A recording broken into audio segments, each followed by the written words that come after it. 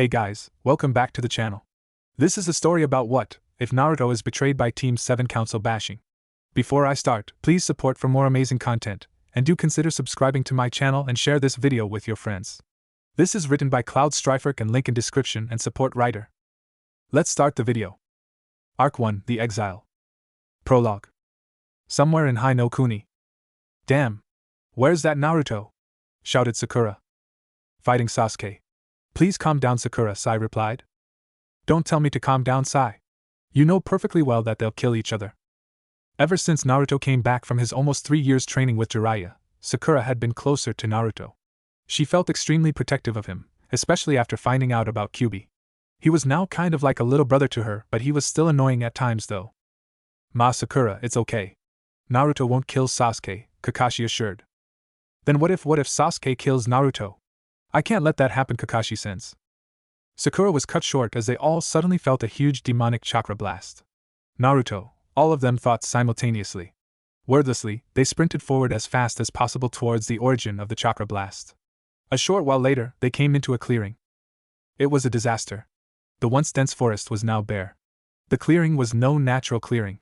It seemed that Naruto and Sasuke's fight had ripped trees of the ground and leveled the land. It was a horrible sight. Blood was spilled all over the place, and the sight of a demonic-looking Naruto standing over Sasuke was incomprehensible. Snapping out of her shock, Sakura moved forward wordlessly to check on Sasuke's condition. She started to stop the raven's bleeding and also healing critical wounds. Working professionally with precision and grace, no one could guess what was going on in her mind. Inside, however, Sakura and inner Sakura were fighting for dominance. How is he? Breaking the awkward silence. For broken ribs, few broken bones, burns, multiple lacerations, stab wounds, and a bad concussion, the medic Nin answered tonelessly. What happened? She added as an afterthought. I'm sorry. I didn't mean to do it. It's just he. Naruto's panicky voice was drowned out as an irate Sakura, inner Sakura finally winning the battle, shouted. Didn't mean to do what? Kill him? And Kakashi-sensei was assuring me that you wouldn't. I even ventured on the thought of Sasuke-kun killing you. And now this? What was that chakra blast for? Added power to kill Sasuke-kun? I don't understand you, Naruto. How can you claim that you cared for Sasuke-kun when you intend to kill him? And you call him your brother? How could you? That's enough, Sakura. But Kakashi-sensei. I said that's enough. Kakashi interjected warningly, casting a glance at Naruto's expression. He was shocked, so to say. That calm demeanor was not suited for Naruto. He nearly flinched, as that glowing gaze locked with his for a moment, and he found himself looking into mirrors, the blonde's gaze flat and lifeless. Hi, she answered stiffly as she continued working on Sasuke's wounds. Where's the rest of Team Hibi? A cold, tonelessly flat voice inquired. If Kakashi was not looking at the blonde the moment that voice spoke, he wouldn't have believed that it came from Naruto. Back there, answered Sai while pointing back the way they came from, looking curiously at Naruto's display of emotions, or rather the lack of it. Dead? Yes. Should I go get them with my toads? Then we can travel back to Konoha immediately after Sasuke's wounds are stabilized, his voice calm, level, utterly emotionless. Sure. Sai, go with him. Hi, they both answered. Dead silence reigned supreme after both the boys sped off. Sakura, you should apologize. It may not have happened the way you thought it did. You should know better than anyone that Naruto is exceedingly sensitive to other people's emotions and words, Kakashi reprimanded. The Jounin then fell silent as he allowed the kunoichi to think about what he just said. Chapter 1. On the way to Konoha. Silence was hanging thickly in the air as Team 7 proceeded swiftly towards Konoha. All the kunoichi could hear was the occasional rustling of leaves as well as the not-so-discreet sound made by a leaping toad.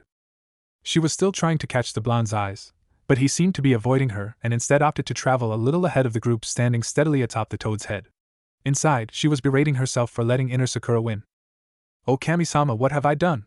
Kakashi-sensei was right. I should have known better than to have said those words. But he almost killed Sasuke-kun.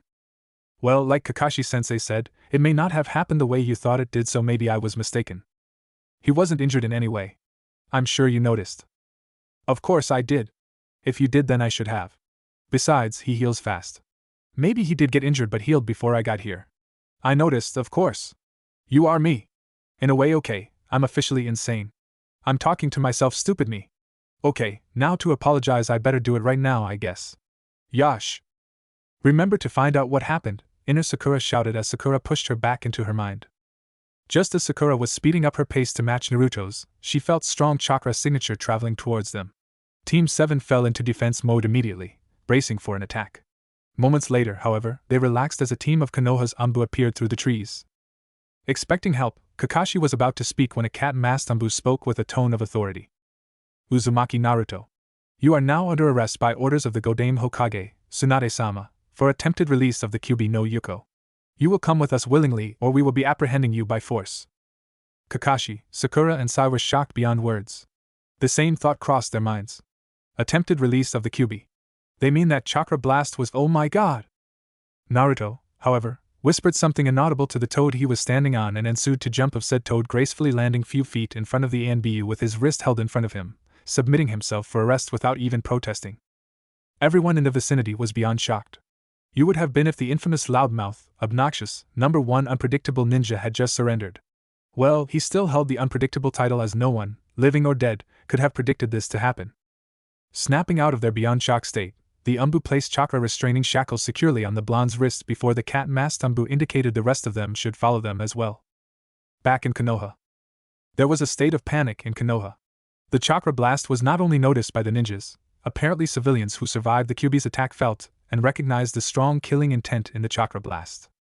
Most of them fell into panic, for they were sure Kyuubi was once again free and was going to attack Konoha for revenge on his imprisonment by the Yondaime Hokage and the Kyuubi brat. When Team 7 finally arrived in tow of the Anbu squad, ninjas and civilians alike started to throw glares and insults at who they thought was the perpetrator, as they walked through Konoha's main gate. Whispers of insults and damnation that were usually thrown about in Naruto's presence were no longer there. Instead, loud shouts and screams of his evil ways and murderous intentions were hanging in the air. The S-class nature of Naruto's secret no longer mattered. Apprehensive looks from the rest of the Rookie 9 and Team Guy could be seen lurking in between enraged villager and vengeful shinobis. They found out in the worst way possible. Now it's up to them to either believe in Naruto or shun him, the Jounin muttered as he noticed them. He was trying to get a good look at Naruto's face ever since stepping foot in Konoha. All he got was a quick glance or two. Contrary to his usual smiling, pouting or frowning expressions, a blank-looking calm demeanor was the only expression the copy-nin could see on the younger boy's face. The effect was eerie. He looked so much older than a boy of 16 years of age. Although Naruto looked calm outside, inside of him mind was a mess. Negative thoughts were flying through his head and Kyuubi was not helping. They hate me. I knew this would happen. They don't believe in me. Even my friends don't. Are they still my friends? Maybe what he said was true. They'll never accept me for who I am, even Sakura. I thought she did. Maybe for a while she did. I guess I'm just a demon. It's useless. I guess Niji was right too. I really can't change my fate. I'll never be Hokage. Then escape. I'll train you. Give you power to kill all of them. Kyuubi snickered evilly at the thought of being able to gain revenge. Never. I'll never be able to hurt them, no matter how much they hurt me, Naruto said, terrified at the vision of a massacre Kyuubi was projecting. Foolish human. You and your sentiments. It's a shame that I, the great Kyuubi no Yuko, was sealed in a sentimental human. The next time I gain control of your body, do not expect me to give it up so easily. I will ensure your survival, no matter what. I resent dying in the hands of imprudent old fools who only care about their own benefit. Bellowed the kitsune. Give it up. As if I will allow you to gain control. You will never succeed in hurting my friends and Konoha. Naruto retorted. We shall see, human. We shall see Kyuubi threatened before retreating back into recesses of Naruto's mind. The Anbu team suddenly halted and moved toward Konoha's holding cells, presumably to lock up Naruto. Team 7 hovered uncertainly, hoping to get a glance from Naruto or even a word. All they got was a good look at the blonde's back as he left Team 7 to deal with Sasuke. Sakura, take Sasuke to the hospital. Sai, go with her. I'm going to find out what happened and also hand in the mission report. Ja. Kakashi instructed before disappearing in a puff of smoke and leaves. In the Hokage's office. Tsunade was pacing up and down her office as she awaited the arrival of Jiraiya. She summoned for him as soon as she felt the demonic chakra blast. It wouldn't take long for him to arrive. He must have felt the chakra blast too. She was sure he would rush back to Konoha if he felt it. Unless he was too busy peeping at girls in the hot springs to notice. She stopped her train of thought and her pacing when there was a knock on the door. Yes. Who is it? She asked eagerly. Hatake Kakashi is here to see you, Hokage-sama, the Anbu guard announced. Let him in, the Sannin said, unable to hide the disappointment in her voice. Well, he was with Naruto at that time. This means Naruto is back. Maybe he knows something. Let's just hope he does. I'm not in a good mood today. The stupid council will be bugging me now that Naruto is back in Konoha. Damn those old farts. Hokage-sama, here's the mission report. Sasuke is now in Konoha Hospital recovering. Kakashi handed in a hastily written scroll. What happened? Why was there such a huge chakra blast? The blonde-haired woman questioned, totally ignoring Sasuke's return to Konoha. Before Kakashi could answer, the door burst open, revealing a travel-worn Jiraiya. I got here as soon as possible. What happened? Was that Naruto? Yes, that was Naruto, and Kakashi here is going to tell us what happened. Tsunade gestured for the copy needing to continue. Nodding to Jiraiya, Kakashi said, to tell you the truth, I don't know. Me, Sakura and Sai, were looking for Naruto and Sasuke. We were separated in the fight. Then we suddenly felt it. By time we got there, all we could see was a demonic-looking Naruto standing over Uchiha Sasuke who was heavily injured. I assume that Sasuke was injured by the blast. But what happened to cause it? I do not know. This is bad. The council has been finding faults on Naruto for years in order to eliminate him. This is a good opportunity for them, Tsunade confessed. Kakashi was taken aback by this revelation. Then, should I lie? He blurted out before he could stop himself.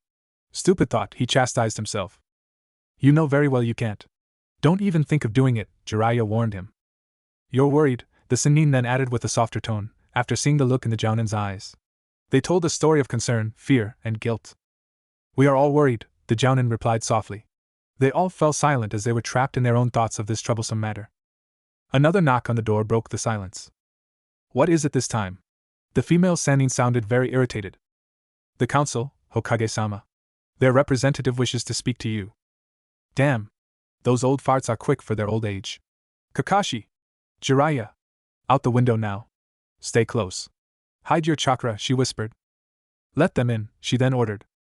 The door opened and Hamura and Koharu strutted in. She looked at them with disgust, but was quick to hide her expressions as they got closer. The demon brat is back. The umbus we sent under your order found him.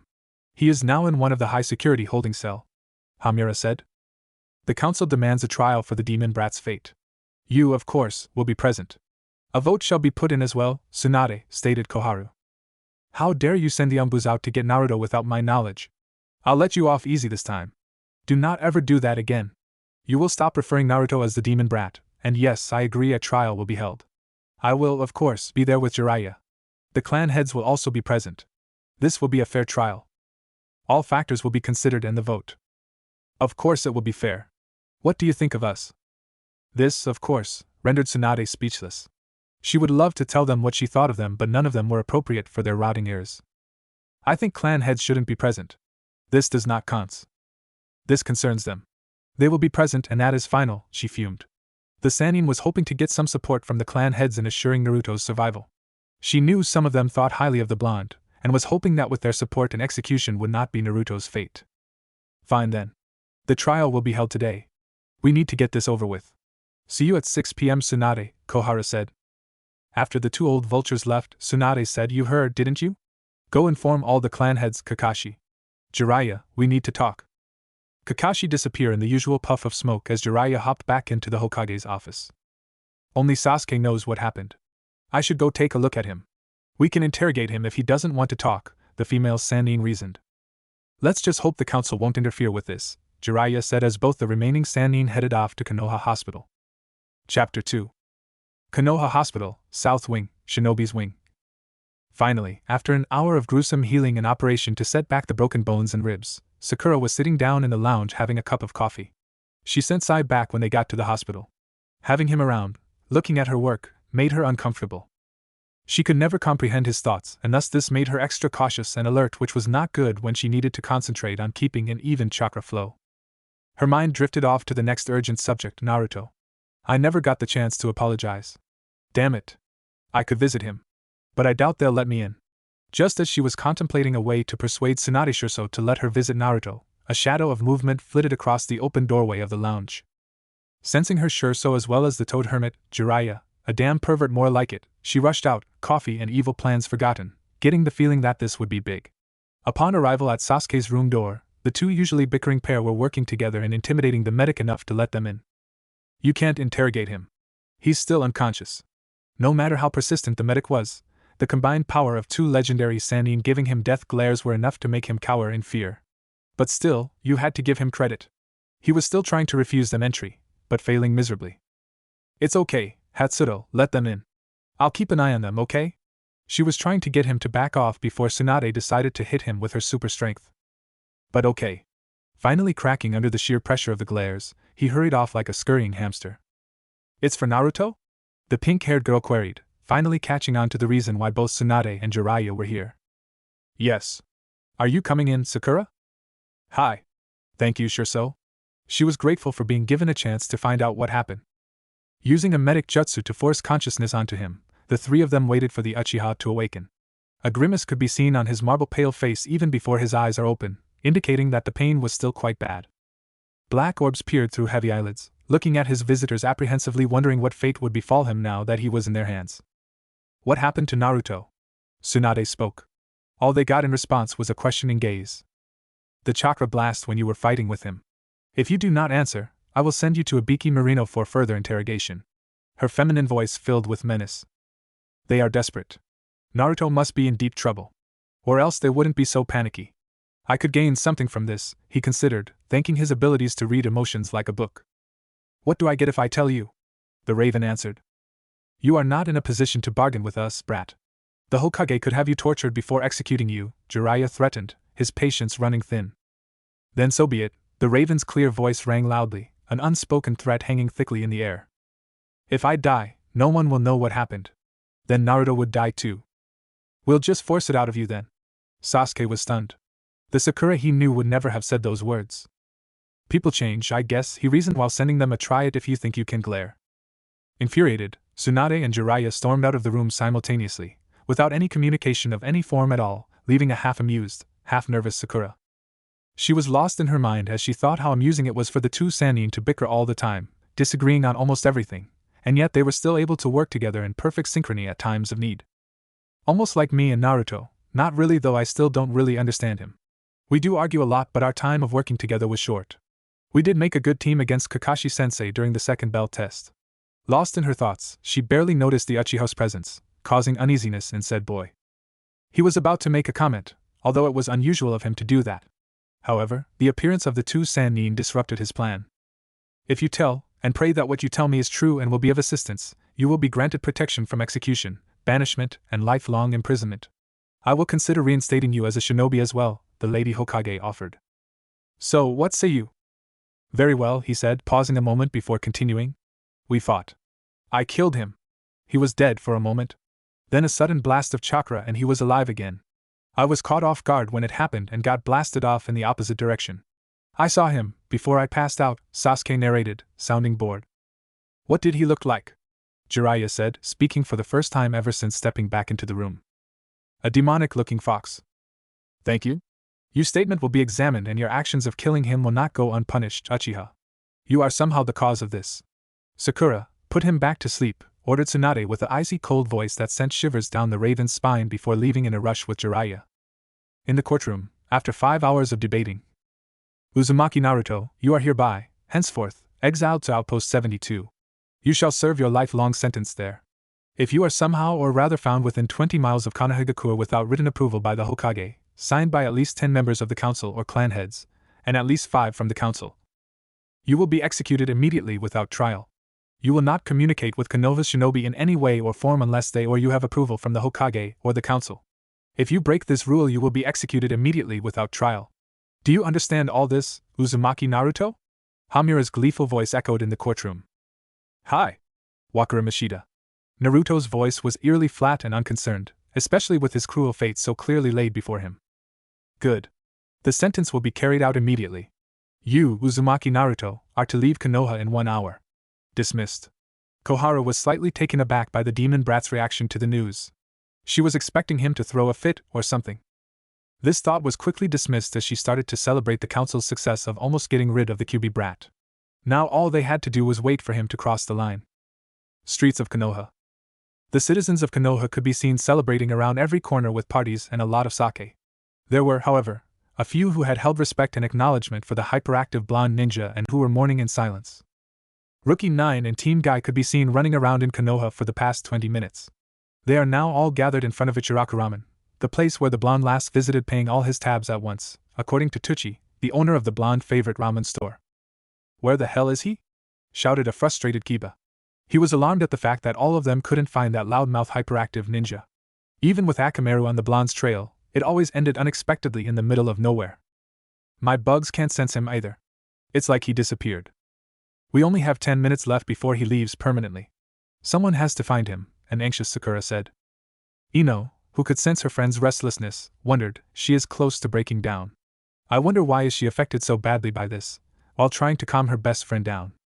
Byakugan couldn't find him as well, Niji said, and Hinata nodded to his statement. This is not good, Shikamaru muttered. What do you mean by saying this is not good in that tone? Chuji asked. This is so troublesome. Haven't you all figured it out yet? Just tell us and stop complaining, Ino said, while hitting Shikamaru on the head. Itai. Troublesome woman. What did you say? The platinum blonde proceeded to hit Shikamaru again, only to find out that he had cast Kagemain no Jutsu on her. I meant to say he's gone, Ino, he said, making sure she wasn't about to attack him again before releasing the jutsu. What do you mean by gone? Gone as in he left? Left Konoha? Without saying goodbye? Sakura's now panicky voice was almost ear-piercing. I'm afraid it's true, Sakura, Ten said. Then we shall chase after Naruto Keien. After all, there is still time. YOSH. Lee said, or rather shouted. No. I don't think we should do that. After all, if we aren't on time, he faces a death penalty. We shouldn't risk that. He had a 30 minutes head start. If this is indeed the last place he visited, Niji rationalized. We give up? Sakura asked. I haven't apologized. I didn't get the chance. He left thinking I hated him. Thinking the rest of us hated him. These thoughts were repeating in her mind like a stuck cassette as tears started to flow down her cheeks. Moments later, she was weeping hysterically. Yes. We give up, Shikamaru answered. She never did hear his reply. Still astounded by the current predicament, Rookie 9 and Team Guy slowly, one by one, some by pairs, left Ichiraku Ramen, the last place Naruto visited before leaving Konoha. Forever. Chapter 3. Shogun Sake Bar. One more! A female voice resounded through the empty tavern. Dozens of sake bottles littered the bar top. The bartender slouched around grumpily as he fulfilled her order, sulky at the fact that he could not possibly kick the Hokage out of his bar even when she had scared all his customers away by punching one of them through the wall. Stupid demon brat supporting Hokage, he thought testily. I failed him. She wailed to no one in particular. We failed him, Jiraiya corrected. Here, here. She mumbled. One more. This time the sound belonged to a male. This is going to be a long night, he thought as he handed another sake bottle to the Toad Hermit. Hyuga compound. Thud. Niji's eyes snapped open at the unexpected sound. Thud. Thud. He opened his window and peered outside to find his teammate Lee getting ready to throw the next stone. He quickly dodged the oncoming projectile before speaking to the guy clone. What are you doing here at 3:30 in the morning? I feel like training.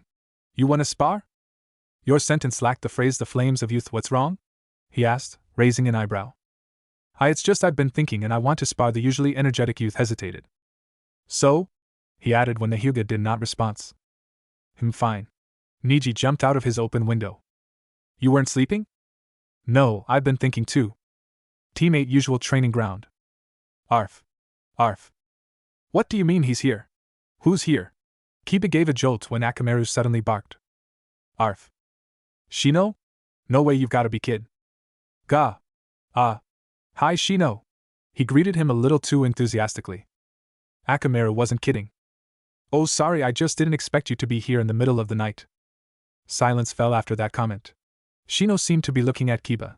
You never knew under those glasses. Why was he wearing them in the middle of the night anyway? You came to train too? Kiba asked, breaking the uncomfortable silence. Not really, I was seeking company. You knew I was coming here. You how? My Kikai bugs. I tag all of you just in case, the Aburame provided. You do know that's not exactly civil, don't you? Kiba chided. Yes, I do. And silence fell again. Shikamaru's cloud-watching place. Want some chips? Chuji offered, passing the bag of chips over to the lazy genius. He said while feeling around for the chips. Finding none, he peered into the bag only to find the last chip. He must be out of it, offering me the last chip. Should I take it? I could end up like Jiribu, he mused. This is so troublesome. Hey, what the heck? I'll just take it. Sounds of tearing plastic could be heard, as the Akimichi's opening of another bag of chips snapped Shikamaru out of his inner conflict. Accepting that as a cue to just take the last chip, he popped it into his mouth and said, "Thanks." "No problem." Shuji's voice sounding perfectly food-free. Sakura's house. "Here, have some tea, dears. It's very kind of you all to be here for Sakura." "Thank you." "Thanks, Haruno-san. She's a little shaken up. So we were worried. Besides, we needed company too, so Ino trailed off." "I understand, dears. I hope it is okay for all of you to be here in Sakura's room. Frankly, I think this room is too small for 4 people. I could get the guest room ready, but you wouldn't want that, would you?" "No, we wouldn't, Haruno-san. It's kinda late, you should get some rest. We'll be here if Sakura needs anything," Tenten said while casting a glance at a sleeping Sakura who had just fallen asleep not long ago, after crying her eyes out. It has been really hard to calm her down. They never figure out why she was reacting so badly, instead assuming that it must be because she was Naruto's teammate. "Yes. We'll be here," Haruno-san and Hinata tried to assure her. Haruno-san cast a fleeting look at the girls before deciding that they would be fine and that she should leave. "Okay then. I'll be off. See you in the morning? You are all having breakfast here, right?" "Yes, Haruno-san." "Thank you." "Oyasumi," the girls chorused. "Oyasumi," she said as she closed the door behind her. Memorial stone. "I'm sorry, sensei." Silence fell as Kakashi started his morning ritual a little too early. "I could stay here as long as I want." He didn't have any team meeting in the morning anyway. Konoha Hospital. Sasuke blinked blearily at the ceiling as he woke up. "It's dark," he noted. "How long have I slept?" "I see you're awake," a familiar calm voice resonated. "Who the hell?" "Iruka." "Iruka-sensei?" the Raven asked uncertainly. Yes, the same calm voice which was usually filled with enthusiasm or irritation in the academy days said. "Why are you here?" the boy asked as his former sensei walked out of the shadows, exposing calm and collected features on his scarred face. "Naruto's gone." The young shinobi could tell by that phrase that his former sensei was not as calm as he seemed. "They killed him?" Sasuke fought to keep his voice steady. "No. He was exiled." Slowly but surely the older shinobi's voice was getting closer to the breaking point. "Exiled? He hasn't answered my question." "You haven't answered my question," the Uchiha spoke his mind. "You were important to him. I came to find out why." Iruka was affected severely by the blonde's exile. He was holding on to the things that Naruto had held dearest to heart, one of them being Uchiha Sasuke. He wasn't sure why, though, this pale-faced brat meant so much to Naruto. Pondering the question, he came to actually look and try to interact with the Uchiha. But as seconds passed, he found it very hard to continue looking at the person who caused Naruto's demise calmly in the face. He was considering leaving when the Uchiha spoke. "The verdict?" He had the nerve. How dare he, the academy instructor thought furiously, his temper finally getting the better of him. "You don't deserve him." Sasuke was taken aback by the amount of venom in his former sensei's voice. It would be a long, long time later when Sasuke realized that this gentle-looking man knew exactly how to keep a grudge, a very, very long grudge. Chapter 4. Hokage's office, 5 years later. Tsunade, who was happily dreaming of retiring and gambling, woke up with a start when a gruff voice spoke her name urgently. Irritated that her heavenly dream was interrupted so unceremoniously, her first instinct was to punch the offender. A loud crash was heard when said offender was thrown into the wall. Opening her eyes groggily, she saw Jiraiya in her dented office wall. Smiling sheepishly, she gestured for him to sit down somewhere so she could check the damage she inflicted. The Toad Hermit tried to speak, but she shrugged him off. Running a quick scan, she saw that he was okay, except for the fact that he would be sore for a while. "So what brought you back here? You said you were going to Kiri to do some research." She was curious about the fact that he was back so quickly from his routine research. Usually he'd be gone for months. This time, however, he had only been gone for almost 2 weeks. "They're attacking. I found out when I was in Kiri. I figured you would like to know, so I came back as quickly as possible." After a moment of stillness as she tried to absorb the incredulity-inspiring news, she said commandingly, "Okay. Details?" "Now." "I'm not sure when yet. But my spies will be informing me off this soon, I believe. They are Kumo and IWA. It seems an alliance, that we know nothing of, was formed recently. They're trying to invade Konoha," the Sennin explained. "There have been more sightings of IWA and Kumo ninjas in Hai no Kuni. Rumor has it that there were supposed to be more around, but somehow they've all been killed by a shinobi they nicknamed Kage no Tsurugi," she pondered. "Kage no Tsurugi?" he asked, raising an eyebrow questioningly. "He's just a rumor. If he's from Konoha I would know, wouldn't I?" she said, dismissing his questions, continuing with her own. So you are telling me we're going to have to defend Konoha from two nations? Her voice filled with trepidation. Yes. This is going to be tough with the lack of help from allies. Suna still refuses to send any form of military assistance due to the incident. We are going to need all the help we can get, Tsunade. Think you'll be able to persuade them? He said darkly. Suna? I don't think so. Gaara is not easy to persuade, you know. He is so I dunno loyal? Thickhead? She growled. I don't mean Suna, I meant the council. You could summon for the ninjas at the outposts, have them all come back. They would make a decent army, the male Sannin said in an offhand voice, but his features were knotted into that of impatience. Oh, her eyes glazed over as she thought of the possibilities. Smirking mischievously at Jiraiya, who smirked back, she said with triumph, I'll see what I can do. Outpost 72.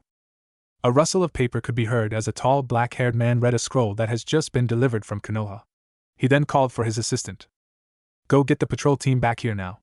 We will all be leaving for Konoha in 3 hours. All? Everyone? The kid said, sounding ecstatic at the news. Yes, all. Yes, everyone. Now go get them back. Send any available team. Oh, and get Naruto in here now, he said while waving for the assistant to leave. Hi, Asen! The kid yelled while scampering off quickly. The man gave a warning glare, but unfortunately the kid was gone by then. He read the scroll one more time before looking at the additional scroll that came with it. That is for Uzumaki Naruto. You are not to read it. It's confident. I know, there's no need to tell me that, Jo-chan, he said, not even looking up to acknowledge her. The girl shut up immediately at the nickname. She looked like she could handle herself. The two men that came with her, however, looked more intimidating. One was the well-known Kopinin Kakashi and the other was the last Uchiha. He finally decided to stop examining the scroll, taking a glimpse at the trio that came to deliver the scroll. He recoiled from the glare that girl was giving him. If looks could kill, I'll be 6 feet under, he thought. The Kopinin simply looked amused by the display. The Uchiha, however, seems to have a disinterested look plastered permanently on his pale face. At least I think so. His facial expression has not changed the slightest ever since he arrived. He could rival Naruto if he didn't have that gleam in his eyes whenever I mentioned said blonde. He was thinking how he could pacify the girl when suddenly a brief knock accompanied by a low neutral voice interrupted him. Hiroshi-sama. You requested for my presence. I'm saved, he thought as he noticed the girl's attention had shifted towards the door. Come in, Naruto. I have something for you from Konoha. Keep Kenji out, I don't want him. Asen. You're evil. A yell from his assistant could be heard. Fine, let him in and forbid him from yelling, he sighed, defeated. Do not yell, Kenji, the blonde said as he opened the door and stepped into the room. Hi, Oto-chan. He abided while sticking out his tongue at Hiroshi. Team 7 was stunned by those words. Naruto has a son? They thought. That is not possible. That kid looked like he's at least 12. Naruto is only 21. He must be adopted or something, Sakura tried to reason with herself. Calming down, she started to notice certain things like the fact that those whiskers mark on Naruto's face were gone. There was a deep scar across his eye on the right side of his face going from the hairline to the side of his ear. His right eye is purple like the loud purple-haired kid. Except the blonde's eye was a little grayer compared to the kid's. Even his blue eye looked gray. His hair is much longer, held back in a braid with bangs hanging naturally around his lean face. He dressed like a normal Chunin would, except if she was not mistaken, he is still a genin. Snapping out of her thoughts, she realized Naruto was going to leave the room with a nervous-looking Kenji tagging along closely. Acting on an impulse, she stood up and called his name. Naruto. Yes, Harino-san? He stopped walking and looked at her. Nothing, she stammered, taken aback by Naruto's indifferent voice and empty-looking cold eyes. I'll be leaving then, Harino-san, he said with the same voice and started walking. He was stopped again, and this time it was by Kenji, who was tugging at his jacket. I want to be a ninja, the boy said in a small voice. No. But why, Oto-chan? You are a ninja. You even trained me. Why can't I be like you? The boy protested vehemently. No. But. No. This time there was a hint of emotion behind those words. No one could interpret it, but apparently Kenji could. He was looking at the blonde silently with his mouth hanging open, looking surprised. You will be staying in the nearby village, Naruto suddenly added. Huh? No way. I want to go to Konoha. You won't stop me. I don't care. I'll follow you and you can do nothing. He shouted his objections. Naruto just gave him a long silent glare and said, Very well then, you can go to Konoha and be a ninja. However, you must start addressing me as Uzumaki and do not interact with me unless necessary. After a long silent moment, in which everyone was stunned, Kenji stated, "You are disowning me." A pause and then, "Yes." With that, Naruto walked out of the room in an even pace, leaving 4 very dumbstruck people looking at the door in amazement. Chapter 5. Hiroshi's Office. "You can stay here until we depart," Hiroshi offered as he steered a pale-looking, motionless Kenji out of the room. "Thank you, Hiroshi-san." Kakashi took the liberty to answer as both his students are still unmoving, obviously caught in their own thoughts. After both of them left, he waited for his students to start the inevitable conversation. Getting impatient with their seemingly frozen state, he cleared his throat loudly, snapping both of them back to reality. "He's different," Sakura started. "It's like that guy we just saw, isn't him? Does that make sense?" "Yes, it does," Sasuke replied. "And it's all my fault," he added quietly to himself. "I didn't get the chance to apologize. I should do it now." She suddenly stood up and moved to the door. Sasuke looked at her suspiciously. "Apologize? She did nothing. I was the one who. Why is she so intent on apologizing?" "What for?" he asked before he could stop himself. The kunoichi looked at him for a moment before she spoke. "I said things, when we found you half dead, with Naruto standing over you. Things I shouldn't have. I didn't even fancy you anymore at that time. You were a real bastard trying to kill us, and your obsession with killing your brother is insane. Even worse was you seek help from others to aid you in your vengeance. Naruto and I would have gladly helped you, and you ran off to that snake bastard. In fact, I think I started to like." She stopped short, realizing her rant had gone too far. The 2 men were looking at her with eyes the size of dinner plates. "She's insulting me," the Raven thought in disbelief. "She's insulting Sasuke, and damn, she almost confessed." "Like who?" Kakashi asked, determined to find out. "It's none of your business," she said hotly before rushing out, presumably to find Naruto. "She insulted me," Sasuke said suddenly. "He's shocked." The Jounin snickered. "You'll get used to it." He grinned under his mask while pulling out an orange-colored book. Pushing thoughts of Sakura out of his mind, the Raven's thoughts drifted on Naruto. "I should apologize too," he sighed. "The things she said couldn't be worse compared to what I said." The copy-mean didn't look up from his book, but it was obvious he was listening. He waited for Sasuke to continue, but when the Raven didn't, he was compelled to ask, "What happened?" "It's a long story," the younger man said, trying to escape the confession. "We have 3 hours, Kakashi coerced the stoic Raven. Fine, he said and started the tale. Flashback. "Sasuke! Stop running, you coward!" Naruto shouted as he sprinted after his rival. "Who says I'm running, Dobe? We will fight away from the others. It is time I prove that I am stronger than you," Sasuke said as he stopped abruptly in a small clearing, whipping out kunais and throwing them toward the blonde, aiming for his vitals. "We can prove that in a spar after you come back with us to Konoha team." He disappeared in a puff of smoke when the kunais hit him, indicating that Naruto just now was just a Kage Bunshin. "I will not come back, Dobe, there's nothing left waiting for me there. Besides, you are going to die in my hands today, Demon Fox.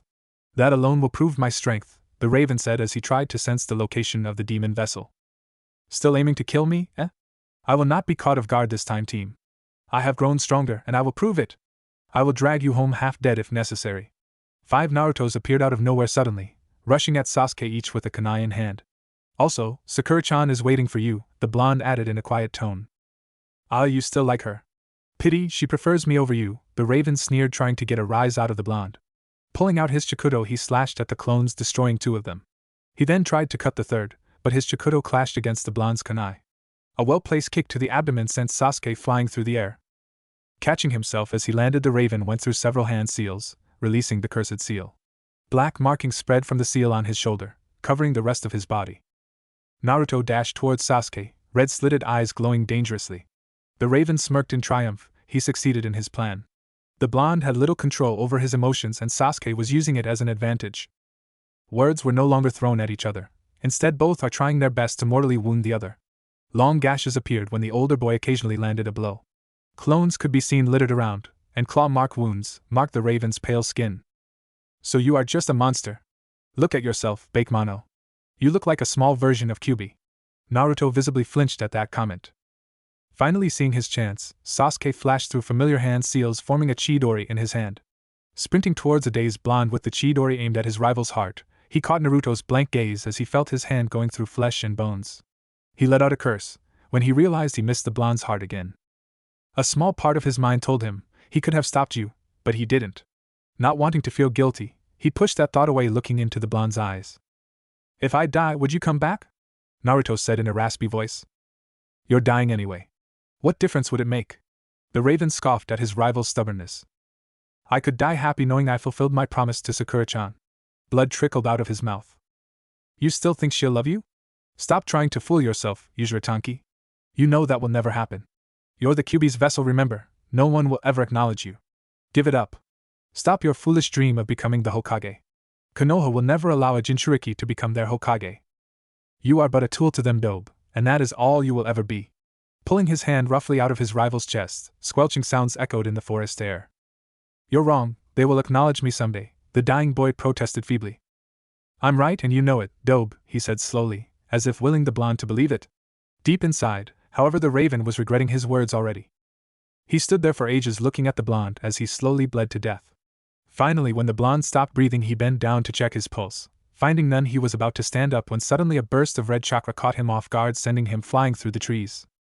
The last thing he saw before he blacked out was a demonic-looking fox-like creature staring at him with dull blue eyes. End flashback.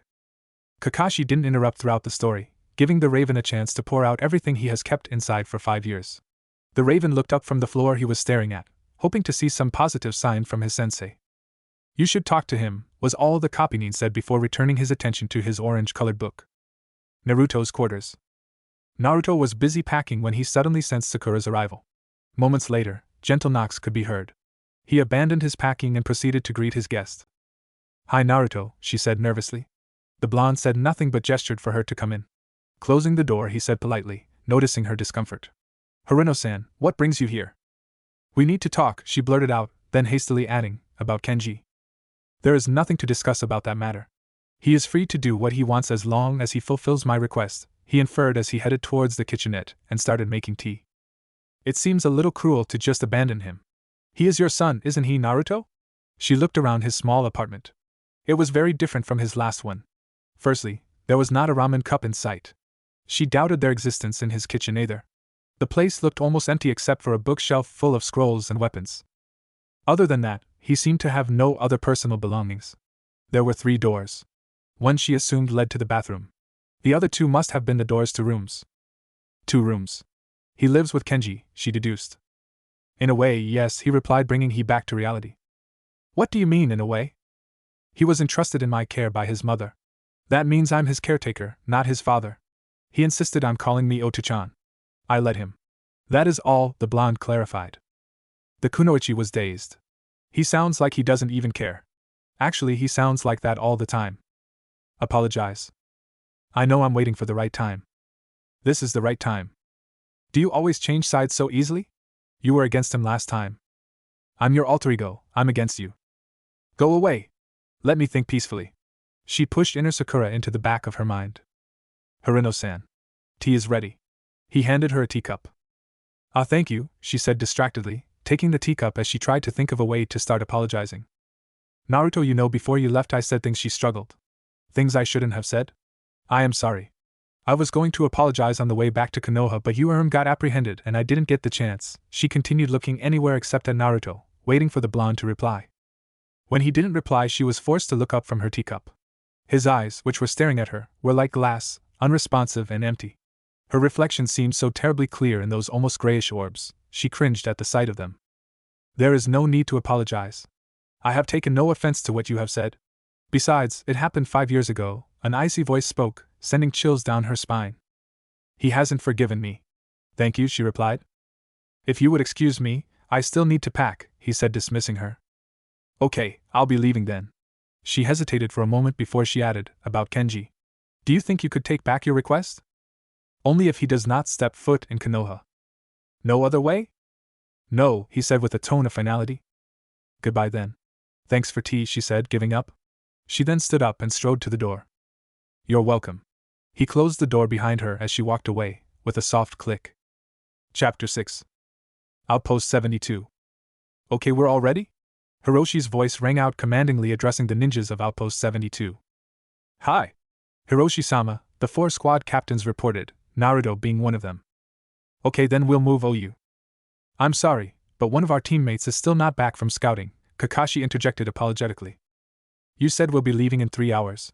I have my ninjas all rush, and now you tell me that one of your teammates is not here? The tall man questioned threateningly, disliking the interruption by Kakashi. I apologize, but we sent him to do some scouting. He should be back soon. Kakashi-sensei, a note from Sai, Sakura interjected urgently, holding a small piece of scroll. Kakashi grabbed the note from Sakura heatedly, annoyed by the ink user's antics. Reading the note rapidly, he memorized the contents quickly before eliminating the piece of paper. We're changing routes. According to Sai, there's a large group of IWA ninjas camping near the direct route to Konoha. We must make a detour around them. Taking out his map, he pointed at the alternative route they are taking to Hiroshi and his squad captains. Giving his squad captains time to relay the message to their teams, he asked, "What about your teammate?" "There is no need to wait. He'll be meeting us halfway," Kakashi said while observing the blonde. Even to his own team, the blonde seemed to be reluctant to speak. He relayed the message in the shortest sentence possible, sounding thoroughly professional. "They seem to respect him a lot. Even the other squad captains do," Sasuke commented. "Yes. It seems so," Sakura agreed distractedly. "His chakra is different. Not by much, but I should ask Shurso about this." Noting the signals his captains were giving him, indicating that they were ready, Hiroshi ordered impatiently, "Okay, if there aren't any questions we move out immediately. Scatter!" In blurs of movement, 20 shinobis disappeared from the grounds of Outpost 72 heading towards Konohagakure. Outskirts of Konoha. The 2 days of traveling were uneventful. However, Team 7 was able to study the new Naruto. The verdict? This Naruto was like the old Sai, worse, in fact. At least Sai tried to socialize and show emotion. This Naruto didn't even try. Despite that, his leadership skill was outstanding. His ability to give precise short commands was amazing, given the fact that he simply refused to talk more than necessary. He had the trust and respect of his comrades, but did his comrades have his trust? Team 7 could not tell. "We're here, guys. I know it's a long time since you all set foot in Konoha, but please behave. We're here because of something unpleasant, so do not be too overenthusiastic." Scrutinizing the expressions on his ninjas, Hiroshi decided they'd be alright. "Okay, let's go then."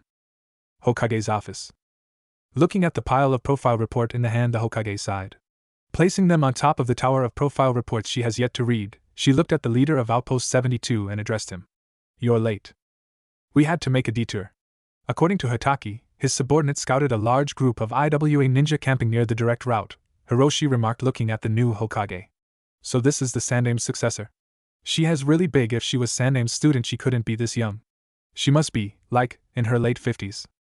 If you have finished checking me out, I would have you dismissed," the female Sannin said in a dangerous tone.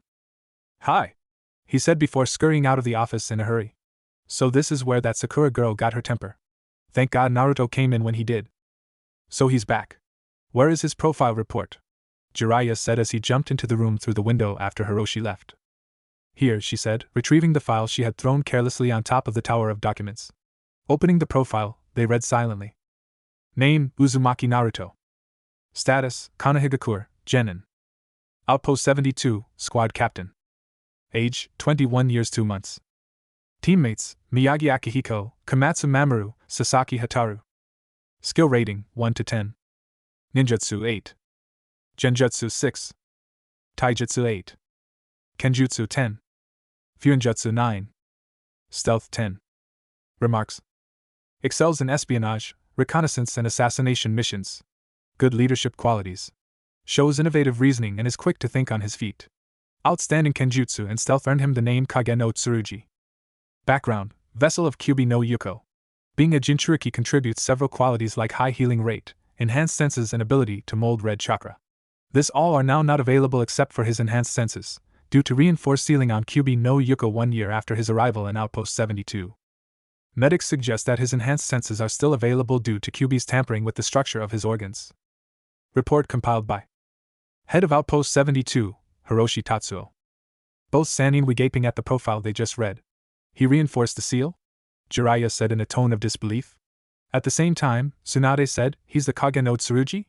They both looked at each other for a moment before the Toad Hermit said, I'll summon him here, and then he disappeared through the window behind Tsunade's desk. The female Sannin was read the report again just to be sure, when someone knocked on her office door. Sure so. It's me, Sakura. Can I come in? A muffled voice said behind the door. Yes. Come in, the Hokage said. Eyeing the kid that came in with Sakura, she added, Who is the kid? This is Kenji, Naruto's son. The kunoichi then waited for her Shurso to absorb the news before adding, he wants to be a shinobi. The wide-eyed Sannin was looking at the boy curiously. Doubting the fact, she said, You can't be his real son. How old are you, kid? I'm 12, Hokage-sama. I was entrusted to Oto Uzumaki by my mom. I'm not his real son, Kenji answered bitterly. Noticing the kid's indignant manner, she was about to question him when she caught an "I'll-tell-you-later" look from Sakura. So you want to be a shinobi, eh? Receiving a vigorous nod from the kid, she added, Sakura, you will take him to Irika, then you'll do the test. If he passes, he'll be on your team. Understand? Hi. Kenji, wait outside. I have something to discuss with the Hokage. After the boy left, Tsunade waited for her student to start talking. Naruto told Kenji that if he wants to come to Konoha and be a ninja, the boy will have to address him as Uzumaki and will not interact with him unless necessary, she informed. That's a smart move, Tsunade stated thoughtfully. How about why I don't understand? The pink-haired girl was perplexed at her teacher's words. He's protecting the kid. He was exiled mainly because of his identity, the Jinchuriki. If Konoha finds out he has a son, what do you think they might do to the kid? She asked her apprentice. They'll give him the same treatment they gave Naruto, she said, finally understanding the circumstances. He does care. There's still hope. Suddenly remembering about Naruto's chakra, she said, sure, so is it possible for a person's chakra signature to change? Even a little? Why are you asking about this suddenly? The female Sannin had a feeling that this has to do with Naruto. Well, I noticed Naruto's chakra is different. It's just slightly off, but I was sure we can't change our chakra signature, so I was curious, she stated tentatively. Not wanting Sakura to know about the seal reinforcement now, the Hokage said in a kind tone, it may happen to him, and I might know why. But I cannot tell you now. You will be the first to know if I'm sure of the reason. Hi, thank you, sure so. I'll be off then, the girl said appreciatively. Training grounds. Naruto was sparring with his clones when he noticed a presence. Dispelling his clones and stopping abruptly, he looked at the direction of said presence. Recognizing the chakra signature as it got closer, he said, show yourself, Hyuga-san. Cursing himself for being detected, Neji walked out of his hiding place. Looking warily at the blonde, who looked like he won't speak anytime soon, the genius spoke instead. You're back. A pause and then I'm glad, he finished. Naruto was staring at Neji, eyes looking utterly blank and empty. After a moment of silence, he finally said in an equally blank and empty voice that sent shivers down Neji's spine, yes, I am, for the moment. At the precise moment after Naruto finished speaking, Jiraiya popped into view saying, Naruto, I need you at the Hokage's office now. Hi, Jiraiya-sama, Naruto said obediently as he set off after a very confused Jiraiya leaving an equally confused Neji. Chapter 7. Hokage's office again. After 1 hour of interrogating Naruto, Tsunade and Jiraiya got the answers they wanted. However, it wasn't easy. Yes, the blonde did answer all their questions, however he didn't elaborate. If they wanted more details, they had to ask for them. Just thinking of what questions to ask was giving both the Sanins a headache. After Tsunade dismissed Naruto, Jiraiya took off saying he needed to think. She took out her sake from the secret compartment and took a swig, not even bothering to use the cup. Flashback. So far they had gathered that the seal was reinforced by a seal master, supposedly, whom he met while he was on a recon mission in Aim no Kuni. Naruto had refused to give up said person's location or name, stating he doesn't know them now. Wondering how Naruto could trust such baseless proclamations by an unknown shinobi, she spent 5 minutes berating him for his foolishness. It would have been longer, but the blonde suddenly said, Kyuubi can no longer control me. Isn't that what Konoha wants? Grayish orbs flashing dangerously, showing hints of emotion that barely surfaced before being replaced by glass-like orbs in a fraction of a second. Both Sanins were rendered speechless by his statement, he did this for us? Oh God, they grimaced inwardly. At what price, Naruto? Tsunade asked desperately, looking at him guiltily. Memories of times when I feel strong emotions. To act as an additional barrier on the Kyuubi, effectively trapping its thoughts and chakra. So, now you don't remember any of those memories that are used? Jiraiya asked, looking at the blonde incredulously. Yes, was the short reply that came. Does it prevent you from feeling emotions now? She asked tentatively, looking as if she was afraid at the answer he would give. No. The Sanins were getting more frustrated each time Naruto gave them a one-worded answer. Taking her sweet time to think of another question, she finally decided on, Kenji was adopted before or after the seal reinforcement? After. Sighing with relief inwardly, she thought there's still hope then. Okay then, you can go, she said finally. The blonde started to move when the hermit suddenly remembered to ask, wait Naruto, that name Kage no Tsurugi, who gave you that name? The young man halted, immediately turning around and looking at the hermit. The bodyguard of my assassination target, he was one of the 7 swordsmen of the mist. I never learned his name. Is he dead? He pressed on. No, he was not my target. There was no need to assassinate him. The blonde then added, if I may leave now? Yes, you do that, both Sanins chorused distractedly. And flashback. He's changed so much, the Godame thought miserably, before taking another swig. Yakiniku restaurant. A few days have passed since Niji's meeting with Naruto. He related his meeting with Konoha 12, which included Sai. Team 7 also recounted their experience with the blonde. They were all appalled with Naruto's significant change of personality. When they found out about the circumstances of Naruto's seal reinforcement, who found out from Sakura, who was enlightened by the Godame, they were all bewildered by Naruto's decision. Although all of them tried to approach the blonde, none of them was successful in getting him to open up. They often found him alone in the training grounds, or in the forest training. Conversations with the blonde mostly ended with him excusing himself, or in awkward silences. Frustrated with the lack of progress, Konoha 12 were now all gathered together in Chuji's favorite yakiniku restaurant. They weren't supposed to be slacking, as the attack on Konoha was supposed to be due in 2 more days, but they couldn't help it. The lack of progress was even reducing Lee's high spirits. All of them were eating quietly. As the plans they made sound more and more ridiculous, they have decided to just finish their dinner. 30 minutes later, the group found themselves walking out of the restaurant with no new plan in line. It was then that they heard a commotion in the around the corner of the restaurant. Sending curious glances to each other, well, except for Shino, Sasuke, Shikamaru, and Niji, the group headed towards the core of the problem. All they saw, at first, was a burly drunk man shouting profanities at the top of his voice at someone, drawing in quite a crowd who started jeering at the man's target. Wondering who it was that could have made the villagers so angry, they quickened their pace and saw Naruto standing in the middle of the crowd looking impassive at the ugly display. Sakura was on her way to stop that ignorant man, when suddenly she saw Naruto disappear. Several things happened at once. The big burly man disappeared as suddenly as Naruto did. For a moment, Sakura thought Naruto attacked the man, but when the crowd of people suddenly disappeared too, and hundreds of kunais came flying at where the crowd used to be, she realized it must have been an attack. The invasion had started earlier, she thought, before jumping into action trying to usher the civilians to the sanctuary. She felt the fellow shinobis behind her do the same. She then saw Naruto dropping the drunken man unceremoniously on the ground before saying, "You better get to the sanctuary. The attack has begun. Remember your children." The man was barely able to stutter to thank you, before the blonde disappeared again. Dozens of Naruto filled up the streets of Konoha as he began to push back the sudden attack of the Kumo and Iwa Nins. The real Naruto, they presume, performed a summoning and was suddenly holding 10 pairs of Kodachi. He then scattered 9 pairs of Kodachi. 9 of the Kage Bunshins caught the Kodachi and began a deadly dance, cleaving down shinobis like they were shrubs.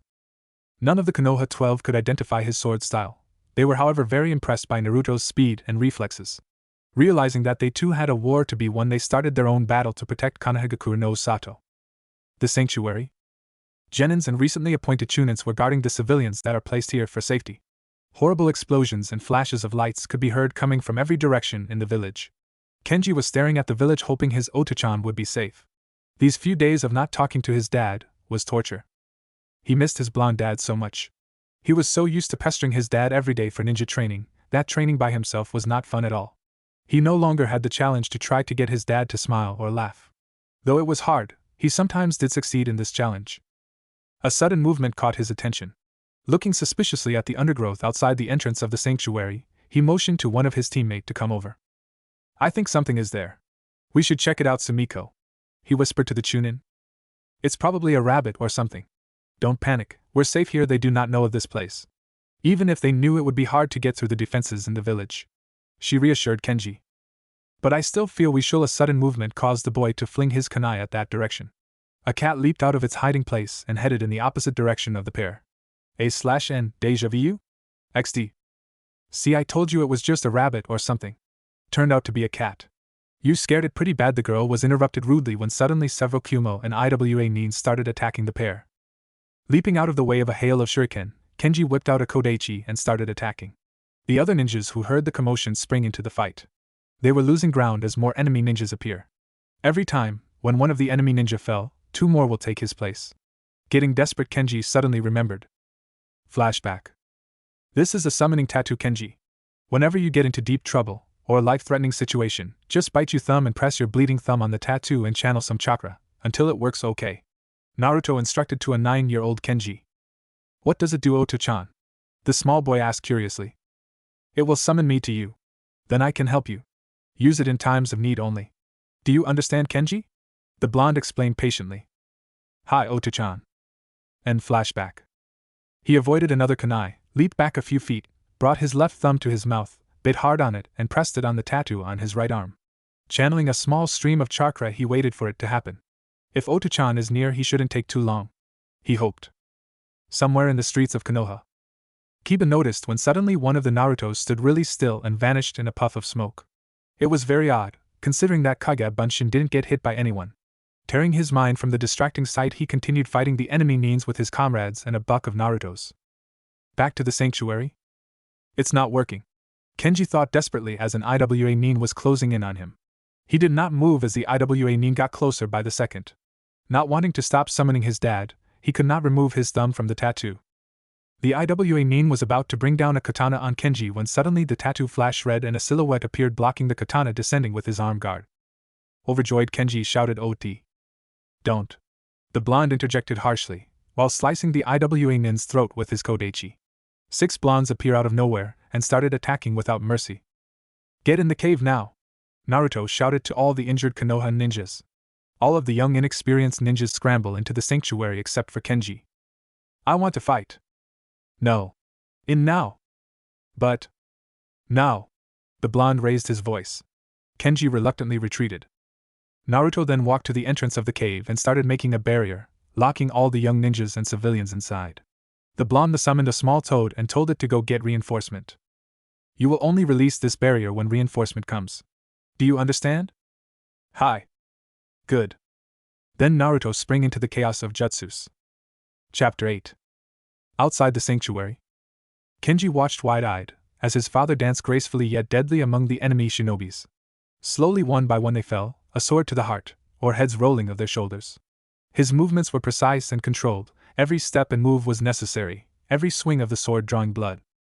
However, just like before Naruto came to their rescue, the number enemy shinobis were not dwindling. On the contrary, they were increasing in number. Slowly but surely, his father was moving slower, exhaustion was setting in. A slash, blood was leaking freely, soaking the blonde's pants. Watching helplessly, Kenji felt the urge to shout out. He restrained himself, fearing his father's wrath if he dared call out Oto-chan. Naruto pressed on ruthlessly, cutting down the nins like they were grass, but it is only a matter of time before they succeed in ganging up on him. Creating more clones to replace the ones that were dispelled forcefully, he realized that it has been a while since reinforcements appeared for the enemy. Now there were only 6 left, however they appeared to be very skilled, as the clones he had just created were disappearing swiftly. Deciding that creating more clones would be useless, the blonde powered up his swords with wind element chakra. Dodging another lighting jutsu sent his way, he speedily charged at the Kumo nin, aiming for the heart. He missed by an inch, but that won't prevent the Kumo nin from dying. Pulling out his kodachi brutally, he pushed on relentlessly on the enemies, ignoring the numerous burns and gashes on his body, as well as the burning pain in his legs and arms. Naruto hoped against hope that reinforcement will be here soon, as he cannot possibly hold on this assault any longer. Striking down another IWA nin, he nearly stumbled in his exhaustion. Catching himself in time, he took out another nin, separating the head from the rest of the body. 3 down, 3 more to go, he counted in his mind. Noticing one of the IWA nin preparing a jutsu at a distance, he tossed one of his kodachi, aiming for throat. A thud and a strangled yell told him he hit his mark.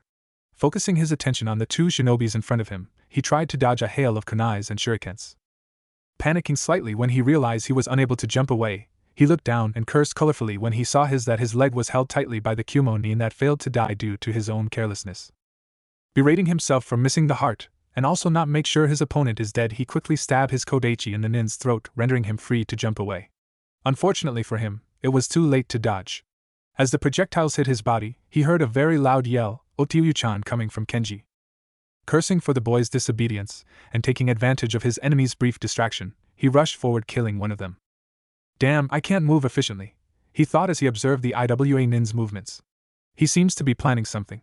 Smiling inwardly at his luck when the IWA nin pulled out a katana, he braced himself as his opponent rushed forward in a stabbing motion.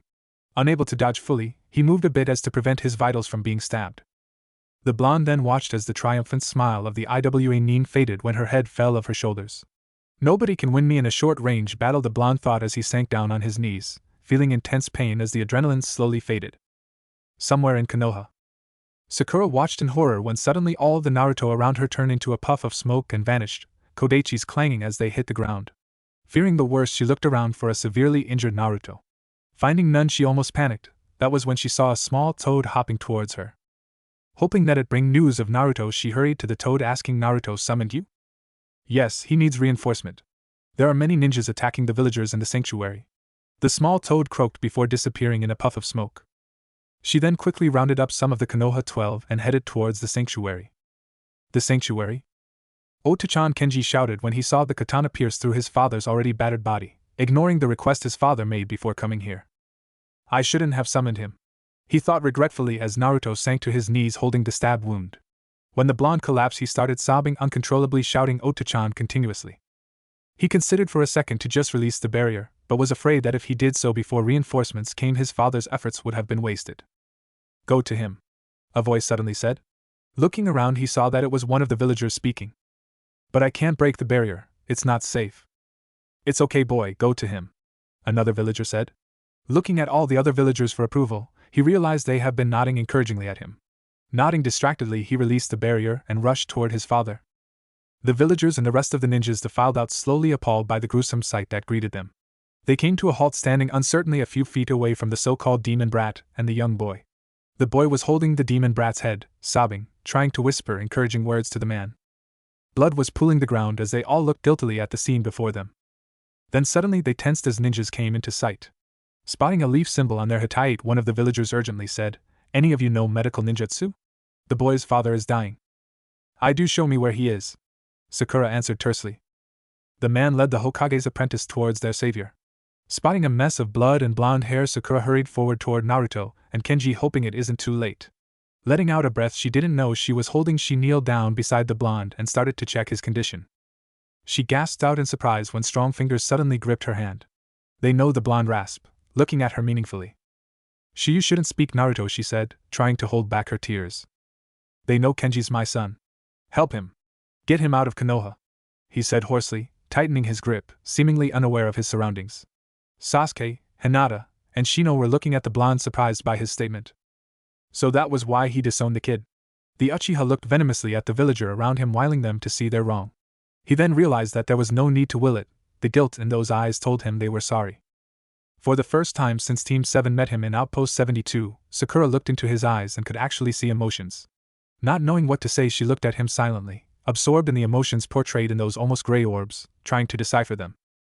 Please, Harino-san, he pleaded as blood poured out from his mouth, coughing violently. No. You can do that when you get better. Now I need to heal you.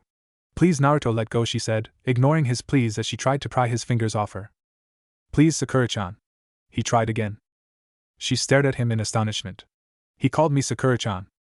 Yes, now just agree. He looks like he can't hold on any longer. Stop disturbing me now, he's going to die if I don't stop his bleeding and get him to Konoha Hospital as soon as possible, she reprimanded her inner self. That was why I was rushing you, inner Sakura sneered, before fading into the recesses of her mind. The blonde tightened his grip, urging her to answer. Hi, she numbly agreed, glancing at the devastated boy, crying as he held the blonde's other hand, unaware of the conversation going on. Thank you? That was the last sentence he said before he closed his eyes, his grip on her hand relaxing, falling down with a thud on his side, as his breathing stopped. Chapter 9. Konoha Hospital. Silence was hanging heavily in the corridors of the surgery room. There was a creak, signifying the opening of a door. Kenji's head snapped up, looking hopeful. A nurse walked out hurriedly into a room nearby and came out holding a lot of cotton and walked back into the surgery room. The young boy looked down disappointedly, heaving a huge sigh. Sasuke, who was sitting beside Kenji, was tempted to comfort the boy, but didn't know what to say. After debating silently, he decided against it and started looking around the corridor. All of Konoha 12 was there except for Sakura and Hinata, who was in the surgery room trying to save Naruto's life. Flashback. It was a miracle. After the blonde stopped breathing, Sakura was almost hysterical, her hands shaking over his heart, trying to send a chakra surge, but failing miserably. It was then when Hinata took charge and practically ordered the other medic Nin to calm down. Now, Sakura. Snapping out of her hysterics, the pink-haired girl told Sasuke to remove Kenji, who was shouting and struggling furiously. He even landed a punch on the raven's face. Both of the trained medics then tried frantically to get the blonde's heart beating again. The situation was not looking promising, but finally, in what seems like hours, they succeeded. Who could have guessed the shy girl would have been so cool-headed in situations like this? After they stabilized him, he was transported to the hospital's surgery room. Few minutes into surgery, Tsunade came stomping frighteningly into the room. Konoha 12 then started filing in randomly. First to arrive was Kiba, trailing behind him as usual was Akamaru. Both of them looked like cannibals after a messy meal. Silently they took their place beside Shino. Next were Shikamaru, Chuji and Ino. The trio looked fine except for a few bandages here and there. They glanced at Shino and Kiba and settled down on the floor opposite them. Several minutes later, Niji came in supporting a 10-10 whose leg was bandaged up heavily, followed by Lee. Iruka came bursting in later, sending a menacing glare at Sasuke before settling down on the other side of Kenji. No one noticed Kakashi and Sai walking in after Iruka. Soon after, Hiroshi and Naruto's team in the outpost strode in, looking surprised at the number of people gathered here, though none of them commented. Nobody spoke, waiting in silence, hoping for the best. End flashback. Hours passed, nobody moved from their position or said anything except for the occasional question about the battle. Then the door creaked open again for what seemed like the 100th time for the past few hours. Tsunade came strolling out and walked off without a word. Then Sakura and Hinata came out. The heiress was smiling faintly. He's okay for the moment. A collective breath was let out at those words. Otu-chan is okay? Can I sit with him? Please, Sakura-sensei? Kenji pleaded. Of course, Kenji. Come, I'll take you to his room. Sakura offered, motioning for Iruka to follow her. After the trio left, Hinata continued. We'll have to monitor him closely. He's not out of the woods yet, not completely. She then added, you all should go get some rest. Scrutinizing their conditions. All of them nodded and left, talking among themselves. Naruto's room. Sakura stepped into the room and was greeted by the same scene for the past 3 days. A Kenji sitting on the blonde's bedside holding his hand, and an Iruka either sleeping or staring off into space on the couch nearby. Get well cards, flowers and gifts littered the room. Then she noticed something different. Iruka wasn't sleeping or staring into space, he was glaring death glares at something directly opposite himself. Turning around, she saw Sasuke sitting calmly, looking indifferent at the glares he was receiving. Grinning inwardly at the animosity between these two men, she checked out the blonde's condition for any improvement. His wounds are almost closed by now with the occasional help of chakra healing, however the loss of blood and exhaustion affected him badly. After she was finished, she lingered a while, wanting to be here waiting like Kenji and Iruka, but her duties as a medic prevented that. Heaving a sigh, she was about to leave the room when Kenji half-shouted, Otu-chan. He's waking up, Sakura-sensei. Turning around abruptly, she hurried to his bedside, her movements mimicked by Iruka and Sasuke. Naruto murmured something barely audible, which sounds a lot like Kenji, shifting weakly underneath the blankets. His eyelids fluttered open before promptly sliding close again, eyebrows knotting together in the middle of his forehead as a frown flitted across his features. Otu-chan? Kenji called, gently squeezing his father's hand between his own. Otu-chan, can you hear me? Naruto sluggishly turned his head facing the voice, glazed eyes groggily focusing on his son Kenji. He whispered, identifying the voice and face. You're still here. His pained voice grew louder by the syllable. He then struggled to sit up, wincing painfully when strong hands pushed him back on the bed. Don't sit up, Naruto, your wounds will open, Iruka said imploringly. Gazing around, the blonde found his target. Haruno-san, you promise you'll help him. What is the meaning of this? His words were dripping with venom, cold grayish orbs staring into emerald ones. They won't hurt him, Naruto, he's safe here, she said nervously. Do not lie, Haruno-san, they will. Look, Naruto, just look there, Sasuke interjected, pointing at a pile of gift on his side table, willing him to understand that Konoha is no longer the way he remembered them. The blonde looked wide-eyed at the pile of presents, dumbfounded by what he saw. His mouth opened, words were forming but nothing came out. Everyone gave a jolt when door opened and Hiroshi walked in. What? He asked when everyone's eyes are on him. Nothing, Iruka and Sasuke said simultaneously, and then resumed glaring daggers at each other. Looking amusingly at their antics, he said, whatever, oh Naruto, just so you'll know, we'll be leaving Konoha at 5 p.m. today. Get well soon. He added uncertainly, looking at Naruto's expression suspiciously. Expression. He has expression. Dear God, I wonder what happened, he thought as he dismissed himself. What time is it now? The blonde asked. 2 p.m. Sasuke said. Yumino-sensei, please take Kenji home. He needs rest. You need rest too. But. No arguments, Kenji, his voice calm, level, utterly emotionless. High, casting an uncertain look at his father before stepping out of the room, trailing behind Iruka. Silence fell as the former Team 7 members stood there not knowing what to say to each other.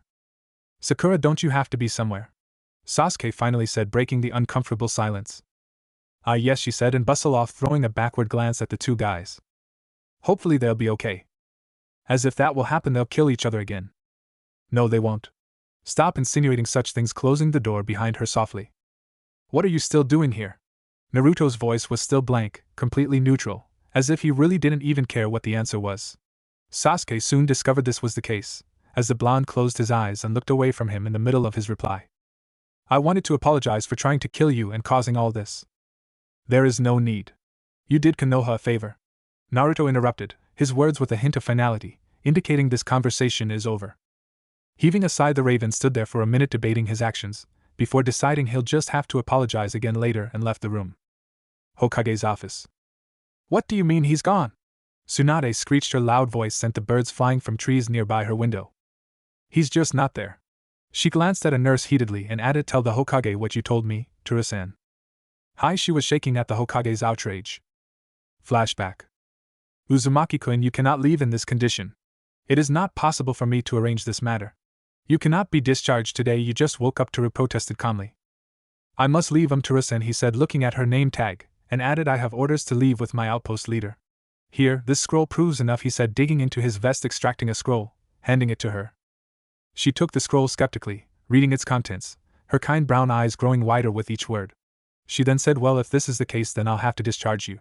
If you could wait, I'll consult Haruno-san. No, that is not possible. They leave at 5 p.m. It's 4:45 p.m. now, there is no time.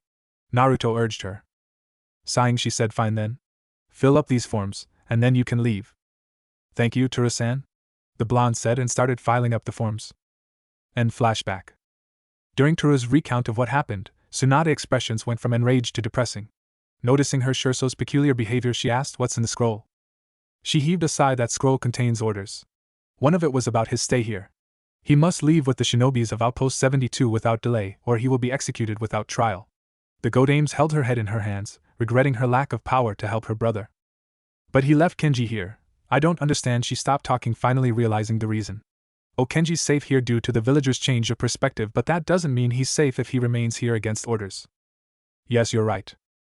That means we must do something to take back the punishment. A new voice spoke through the window. The three women gave a start at the voice. How long have you been here? The female Sannin shouted at the intruder, who turned out to be Jiraiya. Long enough. So do you agree with the plan? He said, smiling wickedly at them. Well, we'll have to plan this carefully, Tsunade said mischievously, looking at her student and also her teammate. And you two are going to get more help, she then added. Chapter 10. Outpost 72, Main Gate. 3 weeks later. A team of 4 men appeared just outside of the main gates of Outpost 72, looking worse for the wear. The 4 of them practically had to drag themselves into the grounds of the fortress. The leader of the team then spoke. I'll send in the report. Go home, Miyagi, Sasaki. Komatsu, get to the infirmary. Hi, Uzumaki, Taishu. The 3 of them chorused and headed off in different directions, relieved to be off duty. Naruto then trudged toward Hiroshi's office to hand in the report, desperate for a long sleep on his warm, comfortable bed after a 2 weeks reconnaissance's mission in Tsuchi no Kuni. Sensing several familiar chakra signatures at a distance, he was curious for their appearance here. Writing off the thought of another invasion, he anticipated to wait patiently outside on the waiting bench for whatever business they have to be finished. You are needed in there, Uzumaki Taishu, one of the guards said politely to the blonde. Intrigued by this revelation, he stood up noiselessly and strode to the door, feeling apprehensive at the news that might greet him. The door opened in a painstakingly slow pace, and Naruto stepped in looking like he's been through hell. Catching a glimpse of his son's tear-filled purple eyes, the blonde almost let out a gasp but held it in on time. So how was the mission? Hiroshi asked, trying to fill in the silence that dawned upon them. Here's the report, Hiroshi-sama, Naruto said while handing in a scroll, and added, military activities are currently dormant. IWA shows no signs of retaliating soon. He was determined to ignore their presence, but raw emotions are running wild in the room. He could feel guilt, concern, and distress coming from Sakura and Sasuke, and Kenji just looked miserable. The other 2 men, Kakashi and Sai, however, may be hiding their feelings well, but not well enough. Good, Konoha will be glad with this information. Hiroshi then added tentatively, Naruto, they are here to tell you something. Looking at the blonde's face, studying the flicker of fragments of emotions in those weird grayish dull orbs, Naruto's shoulders stiffened a little and his hands took on a defensive pose. Those signs would have been missed if Hiroshi were not looking for them. A slight curl of his fingers inward, the blonde could have summoned a Kodaichi in a flash. For a moment he thought he could almost identify the fragments of emotion that flitted across the blonde's eyes. If he was not mistaken, it was fear. Turning around deliberately, Naruto addressed them. Hataki-san, Haruno-san, Uchiha-san, Kenji, what brings you here? He said in an apathetic voice, looking at them, his mask once again securely in place. Oto-chan, I miss you. A tear-streaked Kenji rushed forward, hugging his father in a tight embrace. For a second everybody thought Naruto wasn't going to respond, but the blonde hands rose slowly, as if he was hesitating, and was wrapped around his son a moment later, holding on to Kenji like the boy was his lifeline. They were all surprised, so to speak, but left it at that, not wanting to intrude upon the reunion of a father and his son. After a short while, Naruto relinquished his hold on his son, and turned to the matters at hand, the reason Team 7 is here with Kenji. Are you going to do what you came to do? He questioned, seemingly uncaring towards the answer.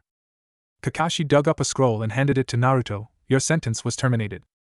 You're wanted back in Konoha, Naruto, Sakura said, trying to sound cheerful, but a fleeting look at the blonde's peculiar expression made her sound curious instead. A half-frown, half-thoughtful look was etched on Naruto's features, as he read the scroll Kakashi gave him. He gave no other response to the news other than that weird look on his face. Team 7 came to a conclusion that the look on his face could be classified as the new Naruto's I'm confused look. So Dobe, you could continue your dream to be a Hokage, Sasuke said in a light teasing voice, unnerved by the blonde's lack of reaction. Naruto shot the Uchiha an even more profound I'm confused look before saying, when do I have to leave? You look tired, it's kind of late now, so tomorrow morning at 8 would be okay. Do you think that would be fine, Naruto? The kunoichi said softly, trying to coax any other reaction from him. That would be fine, Harino-san. If you'll excuse me, I'll need to pack, the blonde said, excusing himself dispassionately. Kanahigaku no Sato. After days of traveling, they finally reached Konoha. Along the journey, Naruto barely spoke to anyone unless spoken to, with the exception of Kenji, where at times they can be seen talking, albeit softly, during breaks. When nearing the main gates of Konoha, Team 7 noticed that the blonde's posture stiffened, and into his face was carved a more indifferent look, if that was possible. His eyes, however, tell a different story. They look more or less apprehensive, if Team 7 were to guess. They slowed down their pace to meet Naruto's pace as he stepped through the gates. The gate guard squinted in the sun as he tried to identify the group approaching. A flash of blonde hair that caught his eyes suggested the arrival of Uzumaki Naruto. His speculations were proven as Naruto neared the gate. He then enthusiastically greeted the blonde, "Good afternoon, Uzumaki-dano. Welcome home." At the greeting, Naruto's pace halted to an abrupt stop, as he looked at the gate guard with his newly acquired, I'm confused look before he greeted the guard, "Good afternoon to you too." "Thank you." His gaze lingered a while longer on the guard, and then he continued walking. On their way to the Hokage Tower, Naruto received more cheerful greetings and also some apologies. Each time this happened, an confused look will grace his features, and he will return the greeting or apology politely. The tension among the group was getting more on the edge with each passing greeting or apology as they observed the cool and collected demeanor of the blonde shinobi. Team 7 sighed in relief when they, at long last, reached the Hokage's office. Upon arrival, the group was immediately ushered into Tsunade's office, where inside sat the Kazekage, Gaara, and his guards Temari and Kankuro. Uzumaki Naruto, Gaara cold voice greeted. Sabaku no Gaara, Kazekage-sama. Naruto returned the redhead's greeting in an equally cold voice. We shall have a spar later. I'll be staying for the week. You'll know how to find me, Gaara said to Naruto before adding to Tsunade, now that I see him here the agreement stands. Thank you. Motioning his siblings to follow him, he swept out of the room. Have a sit. The female Sannin waved her hand to the chair in front of her desk. I would prefer to stand. Thank you for the offer. The blonde declined politely. Shaking her head in frustration, the Godame said, Suit yourself. Naruto, you'll be tested for Jounin rank next week. Then I'll officially reinstate you. For now, an apartment will be given to you. You'll be staying with Kenji. You're free to roam the village and the training grounds. Here are your apartment keys and address, she said while handing him an envelope that jingled a little when he took it. Arigato, Hokage-sama. Oh, Team 7 will help furnish your house. There's no need for that. I can manage that myself, the blonde objected. I insist, Naruto. If you say so then. Thank you. Okay, get going then, she said, waving her hands at the door. Hi. Naruto took off wordlessly, followed closely by Team 7 and Kenji. The group followed Naruto, leaping on the rooftops through the busy streets of Konoha. He took this way to avoid the people. Damn, I was hoping he'll like it being back here. Looks like he doesn't though, Kakashi thought as he pretended to read his infamous Aika Aika Paradise book while leaping on the rooftops. You'll miss a step someday and fall to your death if you keep reading that stupid book while jumping, Sakura commented dryly, being familiar with her sensei's antics. Ma, Sakura, do not curse me. What if I fall now? He lowered his book and pouted. Then you should stop reading, Kakashi-sensei, Sasuke interrupted. What is in that book that's so interesting, Asen? Kenji said, eyeing the orange book curiously. A chill went up their spines when suddenly a menacing cold voice spoke. You will not read that book in front of Kenji ever. It'll do you good if you keep that book now. Flinching at the venomous look Naruto was sporting, the Jounin promptly decided to stuff the book back into his jacket, avoiding unnecessary bloodshed. Moments later, they arrived at Naruto's new apartment. Naruto took out the keys from the envelope and opened the door. It was a simple apartment with 2 rooms, a kitchen and a bathroom. Sakura and Kenji excitedly began making plans for the house furnishing and decor, while the 3 guys just stood there looking out of place in a bare living room. Half an hour later, the 2 excitedly dragged the 3 very reluctant guys out of the house to start their shopping. This is going to cost a fortune. Luckily I have huge savings, Naruto groaned inwardly at the sight of the 2 talking animatedly. Soon they came to a furniture shop. The blonde stepped in hesitantly, wondering if the man would kick him out like he did years ago. Let's go to another shop. There's a second-hand furniture shop down the corner, Naruto said, glancing around with a small frown. Noticing his discomfort, Sakura was about to ask why when a jovial man appeared and greeted them. Welcome, Uzumaki Dano. You need any new furniture? I would be glad in assisting you in choosing the right thing for your new home. Naruto's frown deepened as he said, thank you, you could assist Haruno-san here. She has ideas for the furnishing. I'll be waiting outside. Call me in when you have selected the furniture, and I'll come in to pay, he said in a strained voice before hurrying out of the store. Wondering about the blonde's reaction, Sakura turned to Kenji for an explanation, only to have her curiosity worsen as she gaped at the boy's awestruck expressions, his eyes wide and mouth hanging open. Kenji, why are you so shocked? She said as she laid a hand on the boy's shoulder. Kenji gave a start at the contact and said, I've never seen him do that face before. Nor have ever I heard him speak like that. It's amazing, I always thought I'm the only one who could make him have expressions. But since we came here, I've seen him frown and glare and sad, angry and stuff. He trailed off, not knowing what to say. At Kenji's words, Sakura gazed sadly at the blonde man, trying to speculate his feelings, only to feel worse as she tried to put herself in his shoes. I never knew why he always hanged about outside when we entered stores during missions. I've always assumed he's lazy. Now I know he wasn't welcomed in stores, and it hurts to think I was so cruel to him in the past. She thought sadly and was determined to make things better for him in the future. Chapter 11. Hokage's Office. Loud snoring could be heard, as very oblivious to the world, Tsunade was happily dreaming of retiring, gambling, drinking, burning paperwork, torturing certain individuals, and you get the idea. Her snoring ceased abruptly when a loud, sharp knock echoed through the room. Sitting up, with drool down her face and unfocused eyes, she drawled tersely, "Come in," whilst wiping her chin with her sleeve. Blinking owlishly at the arrivals, eyes still unfocused, she motioned for them to sit down. So how was it? She said with a yawn. He threatened me, Kakashi said offhandedly. The Godame's reactions to those words were hilarious. Her eyes widened immediately, and she gaped at the Jounin like a fish out of water. What? She said disbelievingly. Stop scaring her, Sakura said, giving her sensei a slap on the back of his head. Sorry, sure so. Kakashi sensei was reading the book, and Kenji here was curious and started asking about its contents. Naruto freaked out and ordered him to never read the book in front of Kenji. Perverts, the female Sannin mumbled under her breath. So how was the furnishing and stuff? She then added. Well, it went smoothly. Kenji and I picked out the stuff and the guys helped arrange them perfectly, she said with a grin. If it went smoothly, then what took you so long? The blonde woman questioned curiously. Sasuke snorted softly and sent a glare in her student's direction. She made us arrange the furniture so many times, but ended up with the third arrangement. Chuckling slightly at their misfortune, the Hokage then said seriously, staring into the Kapinin's eye, how did it go? He's still not comfortable with the change. I think you should tell him how we got the whole of Konoha into petitioning his sentence termination, and also how successful it is. Plus you should also tell them how you fried the council with Jiraiya and the clan heads, Kakashi suggested coolly. I know I should, but I wanted to test him. I just thought, well, more like hoped, that there's still the him we knew years ago inside him. That just maybe he'll forgive us all. She trailed off, realizing that she sounded more and more ridiculous with each word that came out of the mouth.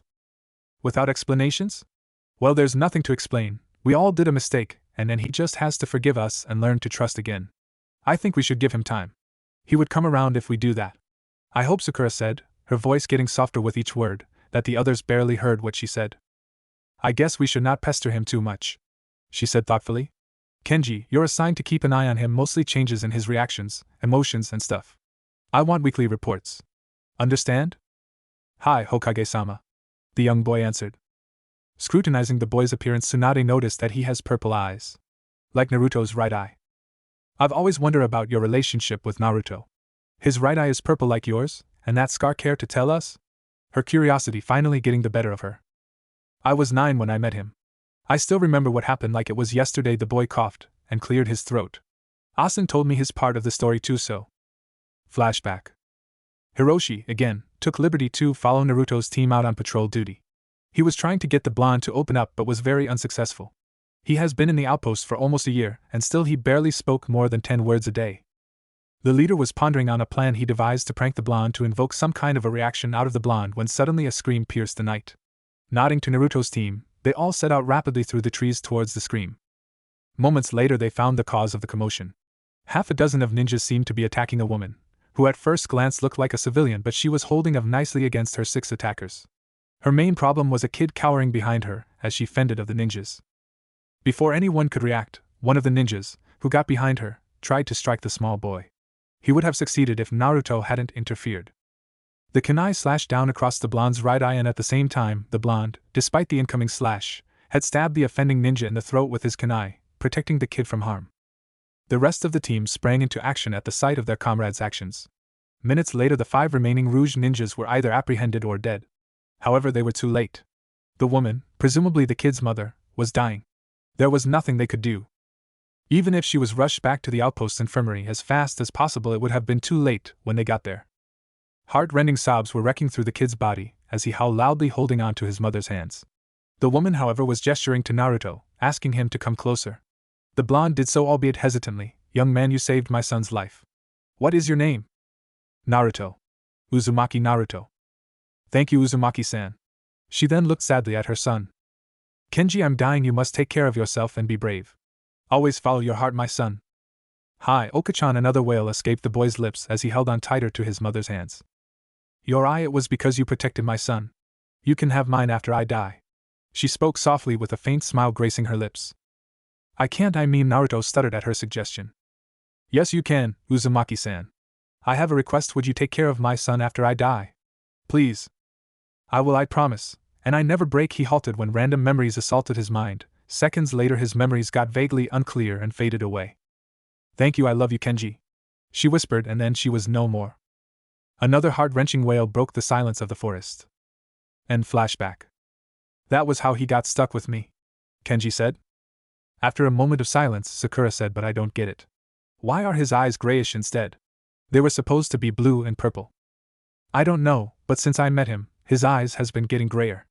Asen said it was most probably caused by emotional instability.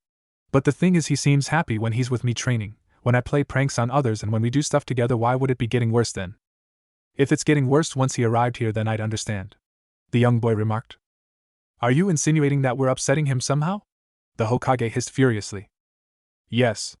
Ever since these guys," gesturing Kakashi, Sakura and Kakashi, came looking for him, giving him that scroll, making him come back to Konoha before the invasion, he's been acting very, very weird and distant with everyone.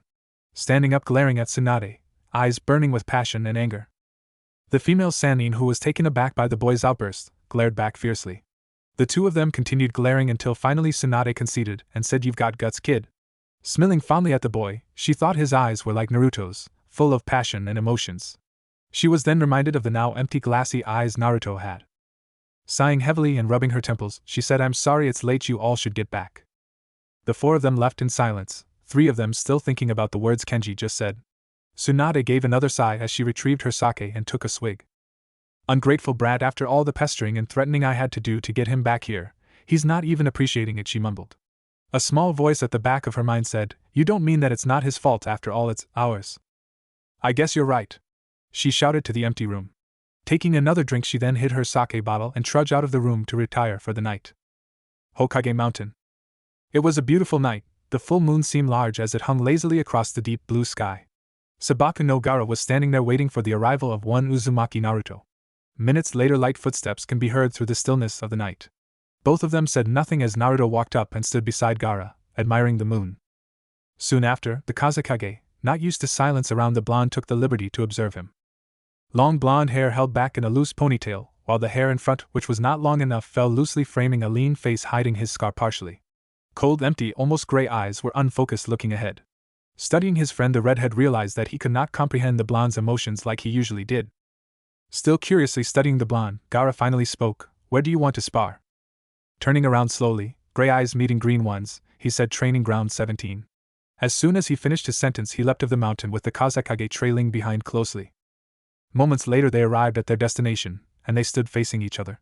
Then suddenly, without warning, both of them started moving rapidly, testing each other's strength and speed. The spar slowly turned more violent, as more blood was spilled and the ground was ripped apart by Gaara's sand attacks. Both fought on relentlessly, Naruto's speed matching Gaara's improved sand mobility. The battle went on for several hours, and at the break of dawn, several spectators were gathered there watching the spar. More came eventually, curious at the outcome of a battle between two Jinchurikis. Several of the Konoha 12, including Team 7, arrived as well, anticipating the outcome of two great forces battling for victory. The spar went on furiously, both parties trading jutsus and fists. Finally they came to a standstill. Both shinobi were panting, but neither was giving up. "This will be the final attack," Kakashi said to Sakura and Sasuke, looking intently at the two Jinchurikis on a standstill. All of a sudden, without warning, both shinobis sprinted forward simultaneously. Nobody saw what happened exactly. All they saw was a blast of sand and a swirling blue orb clashing. When the smoke cleared, two bodies were on the ground unmoving. Fearing the worst, Team 7 hurried forward, halting halfway only to find two hysterically laughing Jinchurikis rolling on the ground. Chapter 12. Get some rest and don't go anywhere, Sakura said imperiously, staring at the two men. All she got in response was ice-cold stares from both the Jinchurikis. Sighing heavily at their stoic behavior, she left the room, bumping into Temari in the corridor. "How are they?" Temari half shouted in panic at Sakura. "I'm going to kill them if they so stupidly kill each other." The blonde woman was itching to get her hands on their throats for worrying her so early in the morning. "They're okay, Temari-san. Just some bruises, some laceration, few cracked ribs and bones. Nothing life-threatening," she said sarcastically. "Damn stupid ninjas, can't even have a normal spar. And they call this a spar. Stupid. They overdid it, didn't they? I think I'll not disturb them, they most likely are communicating somehow," Temari said softly, ignoring her need to check on her brothers, giving them their privacy. Not like they needed it, just because. Noticing the Sand Kunoichi saying communicating, she raised her eyebrows and asked, "Why communicate and not talk?" Both of the Kunoichi started walking to the waiting room around the corner. "Who doesn't talk most of the time?" Kakashi said when he overheard the girls talking as they entered the waiting room. "Naruto and Gaara." Kankuro answered and resumed sending death glares at Sasuke, though it isn't working very well. Both Kunoichi laughed softly at the display and Sakura commented, "That wouldn't work, Sasuke is immune to death glares. He gets them from Iruka all the time. In my opinion, Iruka's glares are scarier than yours, so don't waste your energy, Kankuro-san." Kankuro replied with a one last glare at Sakura's direction before settling down on the comfortable couch. "You were saying they don't talk much, Temari-san. Care to elaborate?" Kakashi said as he put his book back in his jacket in response with Sakura's very own glare reserved mainly for Kakashi and his book. "Well, they mostly stare at each other. But I still get the feeling that Gaara isn't comfortable with silence around Naruto, but he allows it. You'd be surprised that Gaara actually talks more than Naruto," the Wind Mistress said nonchalantly. "They've met before this?" Sasuke asked, voicing of Kakashi and Sakura's question as well. "Yup, he comes to visit us when he's on missions to Suna all the time," the Sand Kunoichi said with a smirk at their incredulous look. "Then they'd have a spar like the one this morning, purposely dragging out the fight for as long as possible before ending it with some sort of an explosion or something like that all the time. It's usually a draw, and they'd laugh after their finishing move. That's the only time I see them laugh. It's kind of creepy if you ask me. I never knew why they did that, but well, they're good for each other. I've always assumed it's an inside joke among themselves or something," she added. "Oh, I thought this was the first time. You weren't there this morning and I assume you didn't know that they would go this far," Sakura said slowly, still trying to absorb the shocking information she just heard. "She assumed it wouldn't happen. So did I, we should have known better," Kankuro said with a sigh. She added out of curiosity. "Huh? How was what?" Sakura asked, confused with the sudden change of topic. "The spar, my dear," the Wind Mistress chastised. "Oh yes, sorry, I was still confused," she then added. "Well, it was weird. I mean, I've never seen such intense sparring. When I arrived I was beyond shocked to see them fighting, thinking something happened, and they're trying to kill each other. Then I remembered that Gaara said something about wanting to have a spar with Naruto. Then Kakashi-sensei came with Sasuke, and both of them were kind of shocked." "Yes, you were. So was Kakashi-sensei. I could tell, Sasuke. You're easy to read nowadays. Besides, I am your teammate for like 5 years," the Kunoichi said with a laugh. Sasuke said nothing and gave a huff before shutting up, knowing he had gone soft over the years. Besides, she was telling the truth. "Where do they spar in Suna?" Kakashi said. "In the middle of nowhere, where there's plenty of sand," Kankuro offered. "Oh, so Gaara has the advantage then?" the Kopinin said.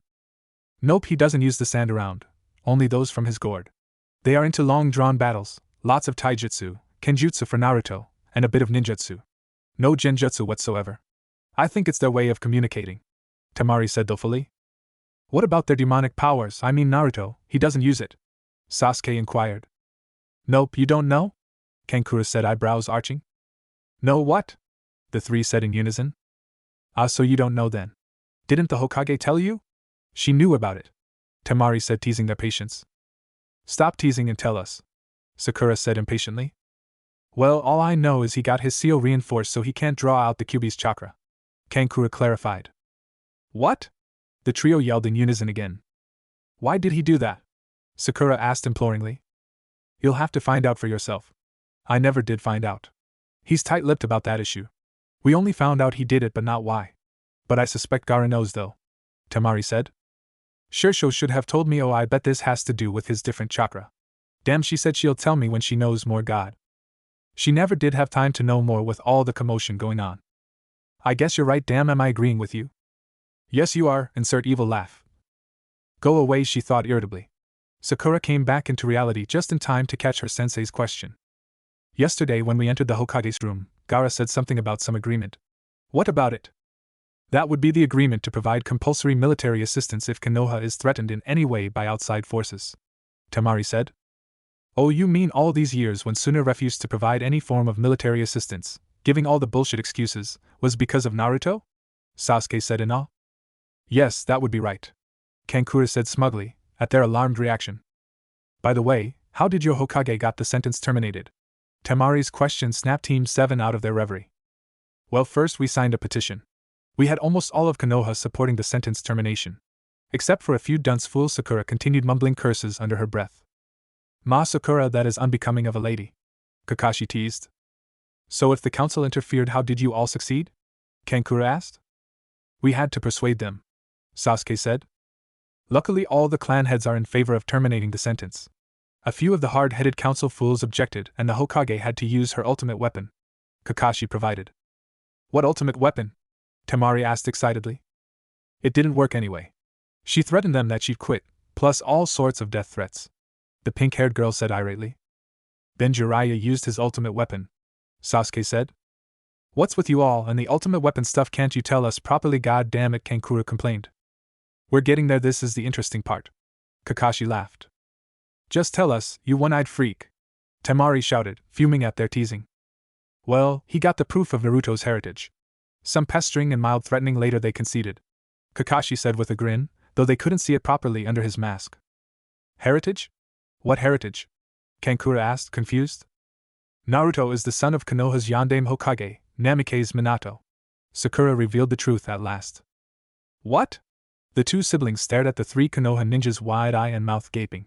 High five each other, Sasuke said triumphantly, we got you. Then the five ninjas started laughing at their own predicament. Naruto and Gaara's room. A soft click resounded across the room as Sakura left. The pair stared at the door for a while before turning around to stare at each other. No words were spoken, for none were needed. They understood each other's grief perfectly, and as the saying goes, silence speaks 1,000 words. This went on for a while until Gaara finally spoke. I'll be here for your Jounin test, Naruto. Thank you. I appreciate it a lot, Gaara. Silence fell again as the staring ensued. Then, where's that kid?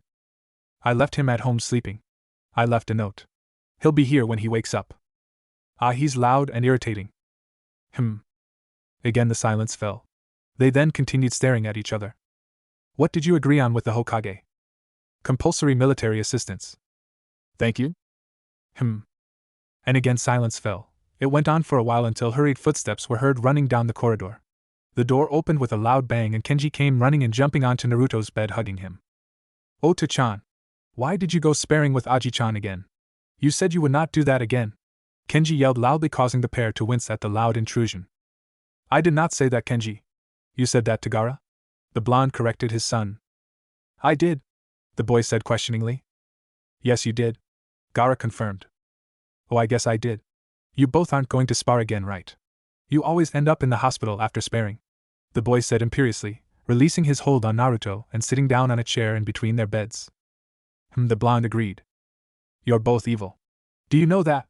Kenji half shouted, scowling at both the Jinchurikis, causing them to grimace at the sheer loudness of his voice. Yes, we do, Kenji, the blonde answered. Don't you have a team meeting with Haruno-san in the morning? Oh. Damn, I forgot, it's all your fault. You both always fight and end up in the hospital. Then I'd have to come visit you all. Now I'm late because of you. Sakura-sensei will kill me and it's all your fault. Kenji complained loudly with a pout on his face. You didn't have to come. We're fine as always. Now go to the meeting, Naruto said, gesturing towards the door. Fine, I'm leaving now. I'm coming back again after we're done with the stupid mission. See ya. Kenji shouted again while running out of the room, leaving the pair in peace to continue with their staring. Chapter 13. Training Grounds. It was around 12 noon, and Konoha 12 was gathered here with the exception of Team 8. All of them were lazing around talking about Naruto and his Jounin test. For the past week, after the blonde spar with the Kazekage, Konoha 12 were given leave to bug the hell out of Naruto. They were constantly either at his house or at the training grounds with him. They were all impressed by his stealth, speed, and kenjutsu, as they all had a turn of sparring with the Jinchuriki. Even with Konoha's greatest tracking team, he would often lose them, and then they had to run around Konoha looking for him, though they gave up doing it after the second time it happened. They never found him, it is always the other way round. They mostly just sat around waiting for him to appear. He would suddenly appear before them and sat down with them without a word. These disappearances were getting lesser nowadays, which they all presume was a good sign. So how many parts are there in his test? Niji asked Sakura. 2.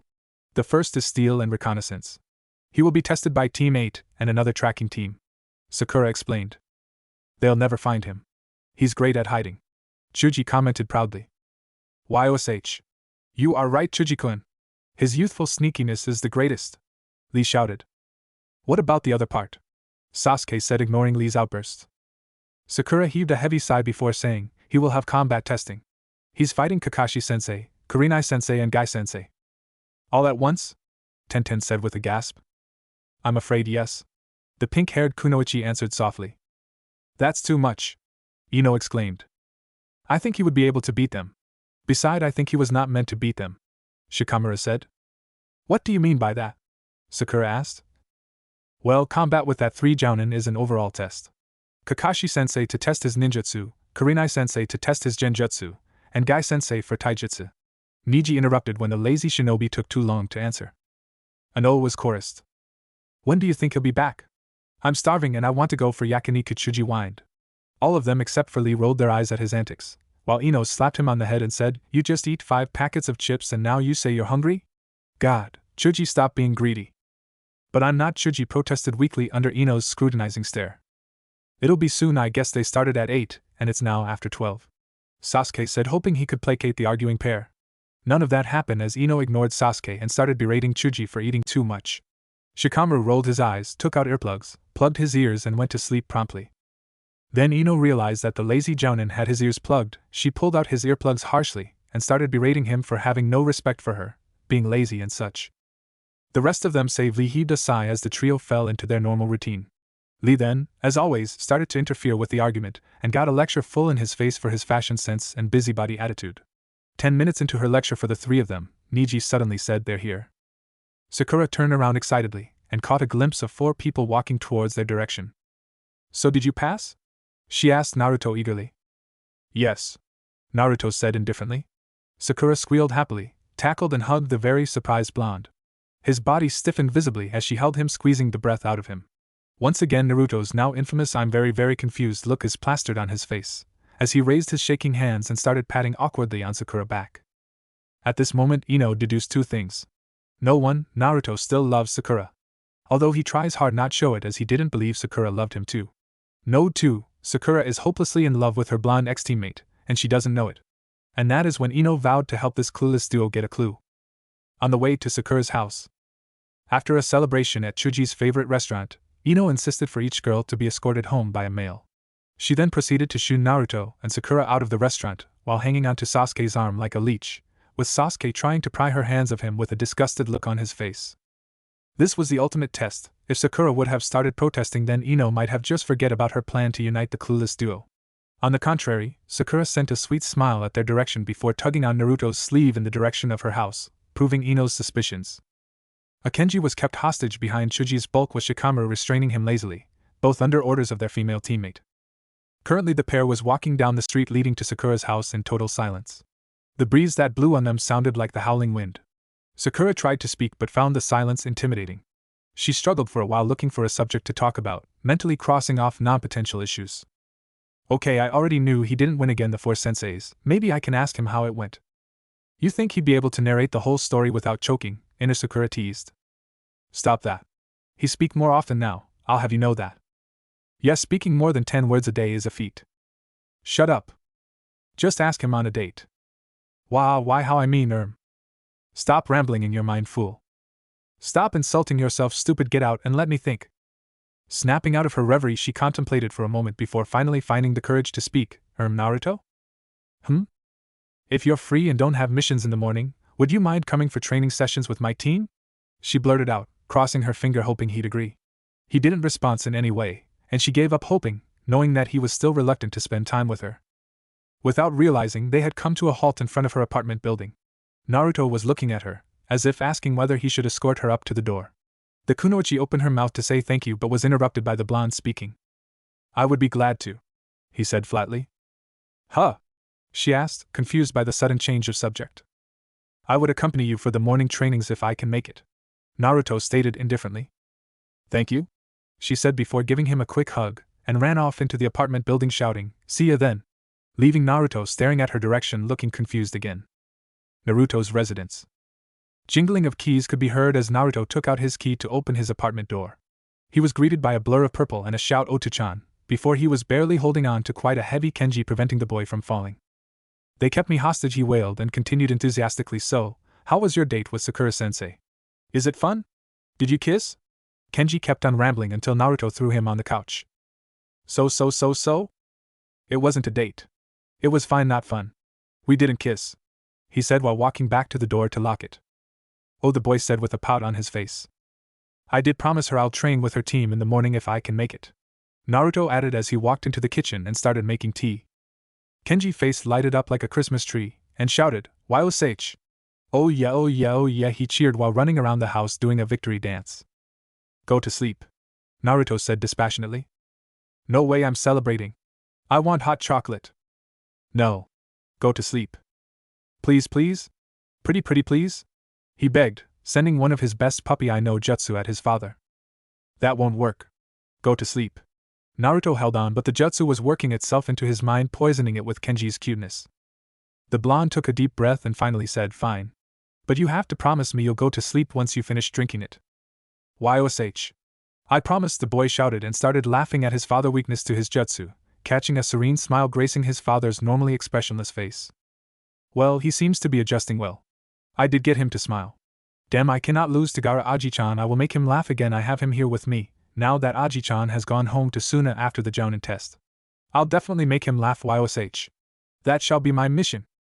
While mentally declaring his mission, Kenji had punched his fist into the air in a very determined sort of way, puzzling Naruto, who just stepped out of the kitchen holding a cup of tea. Realizing what he did, Kenji smiled sheepishly, rubbing the back of his head. It'll be done in 5 minutes, the blonde said, sending an apprehensive look at his son. Oh goody, the boy said, rubbing his palms together greedily. So will you teach us Kenjutsu tomorrow? He added. I said I'll train with you, not teach you. Haruno-san is your sensei. She'll teach you, Naruto said flatly. But Minori and Naoki said they want to learn Kenjutsu from you. Your style is amazing. Kenji tried to persuade his father. I've told you I have no style. It's all reflex and counter moves, the blonde explained quietly to the boy. You could name it Uzumaki style, and it'll be a style. You created it, so you should give it a name, Kenji retorted. No one would want to learn it if it's named Uzumaki. Besides, even if I don't name it Uzumaki, once they knew the creator was me, nobody will want to learn it. So it's best I do not pass on my Kenjutsu style, Naruto reasoned. But there are people like my teammates who'll be glad to learn it. I'll be glad to learn it. Why won't you teach me? The boy asked furiously. If they knew the style you used was from me, you'll be a marked man, Naruto said coolly. But Kenji tried, but he was interrupted by Naruto standing up abruptly. It's 5 minutes already, I'll get the hot chocolate. Remember your promise, the blonde said as he walked into the kitchen to retrieve the drink. Kenji heaved a sigh at his father's stubbornness and decided to leave this debate for another date as usual. Chapter 14. So what happened in the test? You've got to tell me, Kakashi. Please, I want to know. And Naruto's doesn't seem to be a good narrator now. Well, he used to be, but Iruka trailed of looking solemn at the though of the old Naruto. Kakashi sighed heavily. Iruka had been badgering him for the past 10 minutes about the match. Worst, he had caught him in his morning rituals in front of the memorial stone reminiscing about his sensei and Obito. What a coincidence that he knew where I am at this time of the day. This rookie jounin is good at finding people. Must be practiced from chasing Naruto around looking for the kid when he played another prank. Kakashi mused silently, still not bothering to look at the man. He gave up in the end, thinking he might as well recount the match for the sake of his sensei as well. He would have felt proud of his son if he knew how strong he is now. Okay, fine, I'll tell you. But no interruption, he said before staring his tail. Flashback. Go all out. Aim to kill. Understood? Tsunade's voice rang out clearly through the arena. The Kazaki's watchful and different eyes were staring at Naruto, as if conveying a secret message. Naruto was staring back, as though he was answering all the doubts in Gaara's mind. On the count of 3. The referee's voice echoes on the bare walls. Naruto turned around and looked at his opponents. 1. His hands were held stiffly by his side. 2. The 3 jounins took their stances. Guy and Kakashi were on offensive. Kurenai was on defensive. 3. The 4 shinobi's posture visibly tensed. Go! 3 of them disappeared and Kurenai remained where she was and started weaving a complicated genjutsu. Clanging of metals was heard and blurs of movement can be seen darting around the arena. Only those with trained eyes could see the showdown between Kakashi, Guy, and Naruto. Both seasoned shinobis pressed on remarkably, leaving no room for the blonde to turn to offensive. Dodging a slashing kick from Guy, Naruto whirled around and backhanded the taijutsu master, sending him flying. Suddenly all his sensations blurred and he couldn't see properly through the thick fog. Suspecting genjutsu, Naruto opted to use his right eye's Kekai Genkai, bloodline limit. Activating it, he felt a slight pinch of headache. Taking a few moments to get used to the pain, he found himself in deep shit as Kakashi just paired up with Guy and was rushing toward him, no doubt executing the finishing blow. Smirking slightly to himself, he dodged it cleanly. They weren't expecting this and were caught off guard, almost stumbling, brows furrowed in confusion. No way, he couldn't have broken the genjutsu so quickly. This is impossible. Not even with the Sharingan or Byakugan. Kurenai was surprised by the sudden turn of events. Meanwhile, the rivals quickly gained their bearings and started a counter-attack. They dashed off into opposite directions, hoping to confuse the blonde, catching him off guard. Damn, fighting with one eye isn't good. He ruminated as the duo dashed off in opposite directions, rendering him blinded from one of them. Choosing to focus his attention on Guy as that guy has more speed, he went into defensive mode just as a flurry of punches was appearing in his face.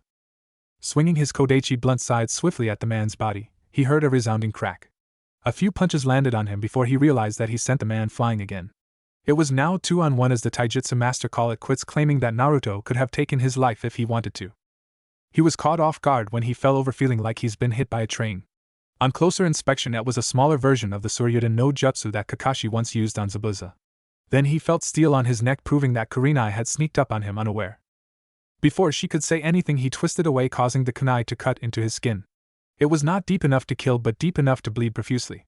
Sending a wind blast at the kunoichi, he was about to charge at Kakashi when suddenly, "Okay, that's enough." The Hokage's voice resounded commandingly. "You have proved that you are capable.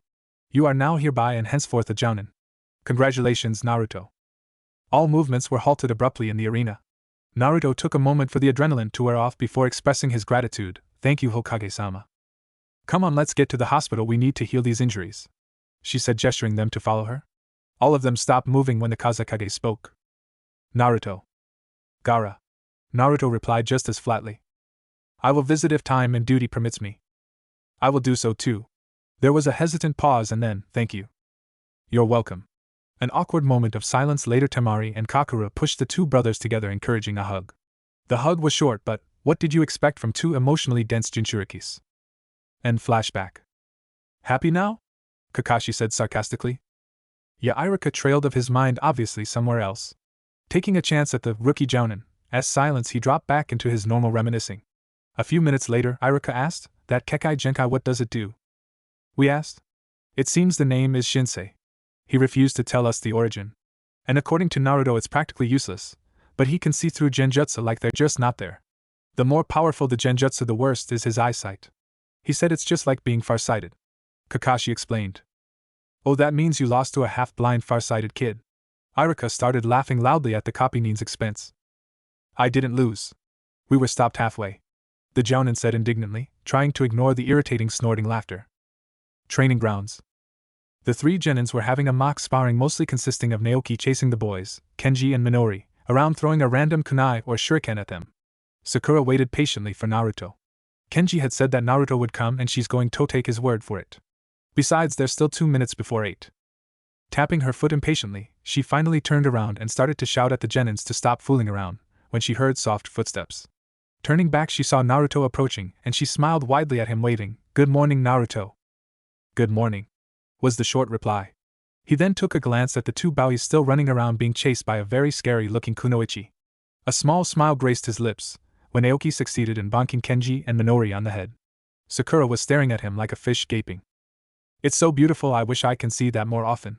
She was then promptly sent back to Earth as Naoki gave a squeal when she saw Naruto and made a beeline towards him. Yeah. I want to see them too, please." She was joined by a ginger red-haired boy with hazel eyes, was trying to look cute though only succeeded with a half pout. Taken aback by their sudden request, he chanced a glance at Kenji only to set his eyes on a smug-looking face. Sending the boy a fierce glare, he caught a glimpse of Sakura trying to coax him into giving in. After 5 minutes of pestering, he gave in, produced a Kage Bunshin and started sparring with said clone for 10 minutes, showing the basic moves of his style and finished off with a vicious swipe at the clone's neck, making it disappear with a puff of smoke. Another 20 minutes of begging, puppy I know jutsu, pouting, shouting, debating, pestering and annoying whining. He finally gave in once more and proceeded to teach the trio his style, which he had not named yet. "They're doing well, aren't they?" Sakura's attempt to start a conversation was gone unnoticed when she didn't get any form of reaction from the blonde. A few minutes later he said, "I shouldn't have taught them. I should have asked permission from their parents. What would they say if they found out that their kids are learning from me, the demon brat? I should have not given in to their pestering as well as yours." His expression was one of regret, pain, and fear. Sakura's heart ached when she looked into his eyes. "They would be glad, Naruto. You're a hero, you saved their lives," she reasoned. "It's temporary, Sakura-san. It will never be permanent. One fine day they'll realize their mistake of revoking my punishment, and they will find a way to get rid of me," he said with his head in his hand rubbing his temples. She noticed him calling her Sakura instead of Haruno-san. "You called me Sakura," she pointed out. "I did. I'm sorry, Haruno-san," he replied, his calm demeanor back in place, cold eyes flashing dispassionately. "No, I meant it's good to hear you call me Sakura again. Would you continue doing that? Please?" She stuttered, shocked at his abrupt change of emotions. His eyes flashed again, this time with something other than the usual cool look. It looked like joy, but before she could interpret it, the glassy look was placed upon his grayish orbs once again. He seems to have taken his request into consideration, his eyes now scrutinizing the genin's flawed kata's moves. "I would be glad to do that, Sakura-san," he said with a soft voice.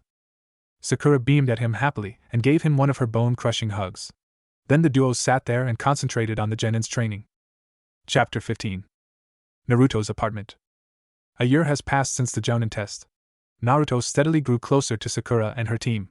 He came to their training every other day, and the genin's kenjutsu was improving greatly. They were going for the Chunin exam soon and had high hopes of getting promoted. He could be seen chuckling softly at their antics, as sometimes Sakura tend to get crazy and start to chase the genins around to whoop their asses. Being occasionally paired up with Iruka, and sometimes Kakashi in missions, mostly due to threatening, begging or anything that works on the Hokage by the ex-Chunin, has given them time reconcile their father and son relationship. Besides that, Kakashi and Naruto's relationship were also on better terms. The rest of Konoha 12 were more or less considered friends, and they frequently have sparring matches or training together, mostly because of their insistence. Well, Naruto could have declined, but he did come to all their planned meetings, meaning he has regarded them as close friends given Ino's analysis on his new behavior. Ironically, he's closer to Neji compared to anyone else, except for Sakura. He started calling them by their given names instead of their family names, as he was pestered to do so, saying it isn't fair that Sakura and Neji got the privilege. Naruto's relationship with Sasuke was still on thin ice. They barely spoke with each other, but the tension between them has lessened to a more comfortable degree. According to Ino's theory, they would make up in another month's time. Shikamaru contradicted this point, saying Sasuke's arrogant attitude would make it impossible for the two to ever be friends again, and that she was never right. He got very hard whack on the head by Ino, with a launch into her complicated human relations theory that she has picked up being a gossip. Naruto's relationship, the rest of the village, however, still borders on distrust. Although Tsunade tried her best to convince him, he still insisted that he cannot possibly fully trust again. Whenever they are on this topic, the pair would bicker, if you count short responses and one-sided shouting bickering. She was glad that he opened up fine with Jiraiya and was once again the Senin's apprentice, whenever he came back from his trips outside of Konoha. Sakura was now on Naruto's doorstep, shifting, uncomfortable, debating whether she should tell him her feelings. Yes, she finally realized she had feelings for her blonde ex-teammate, courtesy of Ino and Tenten, with some help from Hinata, though it took them very long to convince her of that. Here she was hoping against hope that the girls were right about him being in love with her too. How they knew that was a mystery. He's still stoic as ever, though he spoke more now and sometimes tend to smile or laugh softly, basically showing emotions but not strongly. According to them, he speaks and laughs more around her compared to other people except for Kenji, Irika and Niji of course. Sizzling could be heard, and a waft of delicious aroma drifted from the kitchen. Naruto was busy cooking when he heard knocking on his door. Thinking it was Kenji, Naruto complained. Forgot his key again, when will he remember stuff like that and be less clumsy? Coming, he half shouted as he off the gas stove and stepped out of the kitchen still wearing an apron. On the other side of the door, however, a very nervous Sakura was fidgeting, her mind a mess with rambling thoughts. Damn, I shouldn't have come, shit. Stop saying excretion over and over again, dumb girl. You're calling yourself dumb, stupid. And you're calling yourself stupid. Stop arguing with me, damn it. Oh damn, I hope I can say what I came here to say. You practiced at home, it'll be okay. What if he still doesn't feel that way? What if he rejects me? He seems to have opened up a little since he came back. But hanging around you guys does that. I admit he talks a tad bit more around you, but it doesn't mean he's in love with you. Inner Sakura sneered. Stop dash. She froze when the door opened and she was staring at Naruto's neck. He's tall, that was her first and only coherent thought. The rest of her collected thoughts flew out the window. She tried desperately to catch on to some of her practiced speech, but it was to no avail. Oh, it's you, Sakura-san. I thought it was Kenji. Come in, he said and stepped aside, waiting for her to come in. Sakura, however, was not moving. Damn, why must I do this? Why can't he express his love for me? It's supposed to be that way. As if that communication retard can express love. Inner Sakura was laughing evilly. Don't insult High Dash. Her flows of thoughts were cut off when Naruto placed a hand on her shoulder, waving a hand in her face. She gave a start and stuttered, Hi. Are you okay? Naruto asked, concern flashing briefly in his eyes. Am I? The next thing she knew was that her lips were on Naruto's. She had pulled him down, kissing him. They were moving into the apartment, door still ajar, and stopped abruptly as Naruto bumped into the dining table. She opened her eyes and saw a myriad of emotions flashing in his beautiful mismatched eyes. Confusion, fear and happiness were all she could comprehend, the rest was a jumble of feelings. His body felt tensed against hers. Oh, hide. They broke apart hastily, Sakura jumping away and Naruto stumbling into the dining table and falling over. Silence fell as they looked into each other's eyes, and then Sakura fled. Sakura's apartment. A confused Kunoichi was pacing up and down her living room, irritating her three friends. She was rambling for over half an hour, not giving them a chance to speak. I'm stupid. God. Damn, what have I done? You should have seen his face. It was I don't know. I thought I saw happiness in his eyes, but now I'm not so sure. Arg. For God's sake, Sakura, calm down. Ino shouted, her patience wearing off. Yeah, can you explain properly what happened? I do not understand the story with all your swearing in between. Hinata said calmly. Come on, sit down. Then tell us what happened. Tenten said as she steered Sakura and sat her down. In chronological order. She added as an afterthought. Come on, take deep breath. Ino said, rubbing circles on her back. I was standing in his front door, and after a while I finally knocked. Then I sort of was not paying attention. Suddenly I found myself in front of him, and then I just did nothing. Then he was talking to me and I didn't know how to start, and I sort of freaked out and kissed him. By now she was hiding her face in her hands. You kissed him? The three Kunoichi chorused. Yeah. Oh, how did it feel like? Ino asked slyly. Ino, I don't think now is the time to ask that kind of questions. Hinata interjected before Sakura could blow Ino's head off. Okay, fine. So? What did he do? Quickly change her question. Nothing. I don't know, we were still kissing when suddenly somebody oed loudly. Who was it? Tenten asked as she absent-mindedly pulled out a few projectiles, her face shining with determination to kill the person who interrupted Naruto and Sakura's kiss. Kenji. The pink-haired girl said, sending her a look. Oh, the weapon mistress said, flustered at her violent gesture, quickly putting away the weapons. Well, after the interruption, what happened? Ino asked eagerly. I ran away before he could say or do anything, she squeaked, knowing Ino would have an outburst. And she did. What the? Why did you do that? Now it was Ino's turn to pace up and down, rambling at her friend's stupidity. Naruto's apartment. Naruto got up slowly, as if contemplating whether he should chase after Sakura. He decided against it, and started to push the table back in place. Oto-chan? Kenji's voice rang out, breaking the silence. I'm sorry, I didn't know that. We're not together, Kenji. I didn't know why she did that. He said, his voice unnaturally emotionless. But she likes you a lot. And I always thought you would both be perfect together, the boy said, trying to convince his father. His statement was ignored as the blonde just walked back into the kitchen and started cooking again. Kenji followed him in, still hoping for a response, and smiled slightly when he got one, albeit a long time later. What if it's not true? His voice sounded strained, soft, and unsecured. The boy's smile turned into a frown. Chapter 16. Yakiniku Restaurant. This is killing me, Kiba howled softly. Akamaru barked in agreement. They've been avoiding each other like a plague for a week. It's very uncomfortable being around them when we have training. Chuji complained and promptly shoved several pieces of meat in his mouth. But I still think Shino's right, unless the girls would tell us Sakura's side of the story. Also, we need someone to find out Naruto's side of the story, Shikamaru said, looking with disgust at his friend eating. By the way, how did you get rid of Lee? Sasuke suddenly asked Niji. The Hyuga gave a smirk and said, I told him Guy was looking for him for some training and he practically sped off without even confirming Guy's location. I bet he's running around looking for Guy, shouting at the top of his voice now. Kiba laughed. Moments later, Kiba fell off his chair, laughing harder at the shout he heard. Gi-sensei. Where are you? Okay, we need a plan, Shino said, ignoring the guffaws coming from the floor. I think Sasuke should try prying the truth out of Ino. And Niji, since you are the closest to Naruto, you should go try talking to him, Shikamaru said. I will not go, two simultaneous voices said indifferently. Then they both glared at each other, gave a soft huff, and turned away. You have to. Please, Kiba begged. Apparently he had managed to control laughter. I will not lower myself and seduce Ino, Sasuke said. But I bet I can make Naruto tell me everything, he said with a condescending smirk on his face. You will not succeed. Both of you don't even talk to each other unless necessary. Why the sudden confidence in this? Chuji said incredulously. The matters between us has gone unsolved for too long. If he doesn't make the first move, then I will, Sasuke said. You're so stupid. You waited a whole year for him to make a move? You are more foolish than I thought you were, Niji said haughtily. How dare you insult me, Hyuga?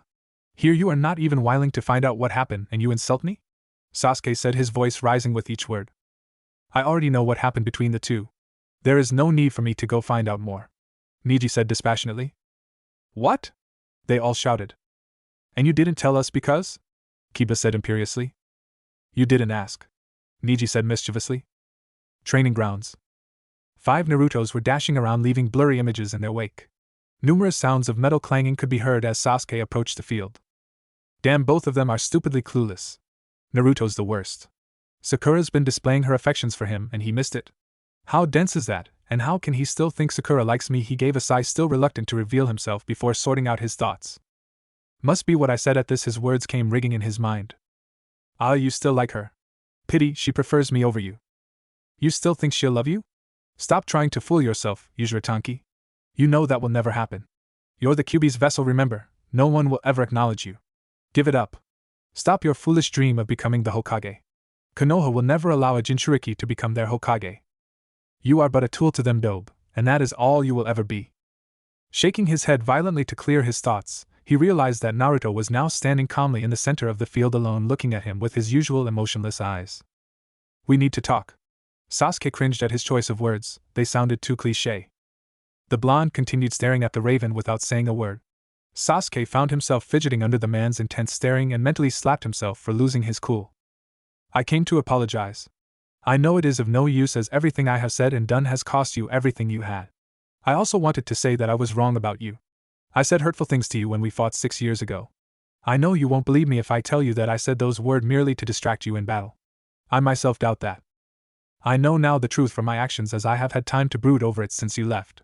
Sasuke took a deep breath and took Naruto's silence as his permission to continue. I was jealous of you. Despite being hated by almost the whole village, you had people who truly loved you like Irika, Tsunade, and Jiraiya. Even the ramen guy seems fond of you. Sakura used to treat you like shit, but I would have preferred that compared to the blind love she had for my fame and looks. After 3 years, she's even close to you. And I resent that. I wanted people to love me for who I am, not because I'm some tragic survivor of some god-forsaken clan. And I realized that you are that person the moment you stopped breathing. And I killed you. When I realized what I had done, I truly regretted what I did, and I just wanted you to know that, even if you don't want to forgive me. He really wanted to walk away now, but he had something he needed to say. Sakura loves you, not me. I could tell. She really, really loves you. I know you don't trust easily, but trust me on this. Do not doubt her. Glad that he had finally done his job, he turned around and walked away. You're forgiven, team. The Uchiha froze at those words. He turned around slowly, hesitating, and then he walked up to Naruto and gave him a hug. The burden on his heart finally lifted when the blonde hugged him back. He whispered, "Thank you, Dobe." "You're welcome." Ino's flower shop. You have to go talk to him, Ino said bossily as she arranged flowers. I can't, I'm afraid he's been avoiding me, Ino, Sakura said dejectedly. Don't bullshit me, Sakura. You've been avoiding him too, the blonde said scathingly. It's just he hasn't forgiven me yet, not properly. And I'm not sure if he'll ever do that. I heard him, Ino, the pink-haired girl said, her head still buried in her hands. What do you mean, forgive you? For kissing him? Why does he need to forgive you for kissing him? Ino said, confused by her friend's confession. It's not that. Oh my god, I didn't tell anyone, and the only person who knows is Kakashi-sensei and Naruto. The medic Nin said imploringly. You better tell me what's this all about, Ino demanded seriously. And so Sakura told Ino her version of what happened 6 years ago when they confronted Sasuke before Naruto's exile, and also how she felt at that time. So that's why you went hysterical when he disappeared without saying goodbye, Ino said distractedly, still absorbing the new revelation of Sakura troubles. And also why you fled when he didn't say anything or do anything to reassure you, she added thoughtfully. Sakura? Both Kunoichi look up when someone spoke suddenly, snapping them out of their reverie. Hi, Naruto, Sakura said nervously, trying hard not to look at him. She gave a soft yelp when suddenly strong hands held her close and soft lips were pressed against hers. She then melted in Naruto's embrace and kissed back passionately as their tongues battled for dominance. The kiss ended a while later, both of them out of breath. I'm sorry, Naruto, she tried to apologize but was cut off when Naruto kissed her again. This time the his was short, but when he broke the kiss he said, I forgive you for everything, Sakura-chan. I know I was a bastard for not forgiving you when you apologized last time. I've always loved you, I still do in fact. I'm sore. Don't. She half shouted, she then added with a softer tone. Please don't apologize to me. I love you, to Naruto. Ahem. Naruto, you better take good care of Sakura or you'll pay. She snapped at Naruto, who was nodding furiously at the Kunoichi. Sakura gave a soft laugh and practically swallowed her own tongue when Ino said, and you, if I find out you've hurt him in any way, you'll also pay. Now both of you will go someplace, have dinner, and then go home and have sex, Ino said while pushing them out of her shop. Ino! Sakura shouted, her face blushing. Go on, she smiled at them. Bye. Have a nice date, she added to their retreating back before heading back into her shop with a wide grin on her face. Epilogue. Hokage's office. Your CO reinforcement, is it advisable to remove it? Tsunade said, trying to sound offhand and failing to do so. She was nervous about confronting Naruto with this issue, since she couldn't stand it if she started spouting nonsense about, quote, Kyuubi can no longer control me. Isn't that what Konoha wants?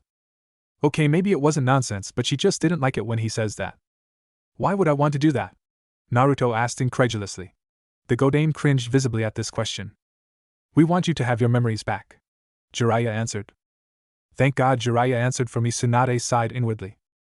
I have them secure and unable to mess with my thoughts, he retorted coolly, looking away from the Sanins. You said you don't remember them, Jiraiya said, frowning at his apprentice. I lied partially. I remember them vaguely. It becomes clearer whenever I feel those emotions again, Naruto said, still not meeting their eyes. So you, being all emotionless, are just trying to secure the bonding? The female Sennin prodded. In short, yes, was the short reply. What do you mean by that?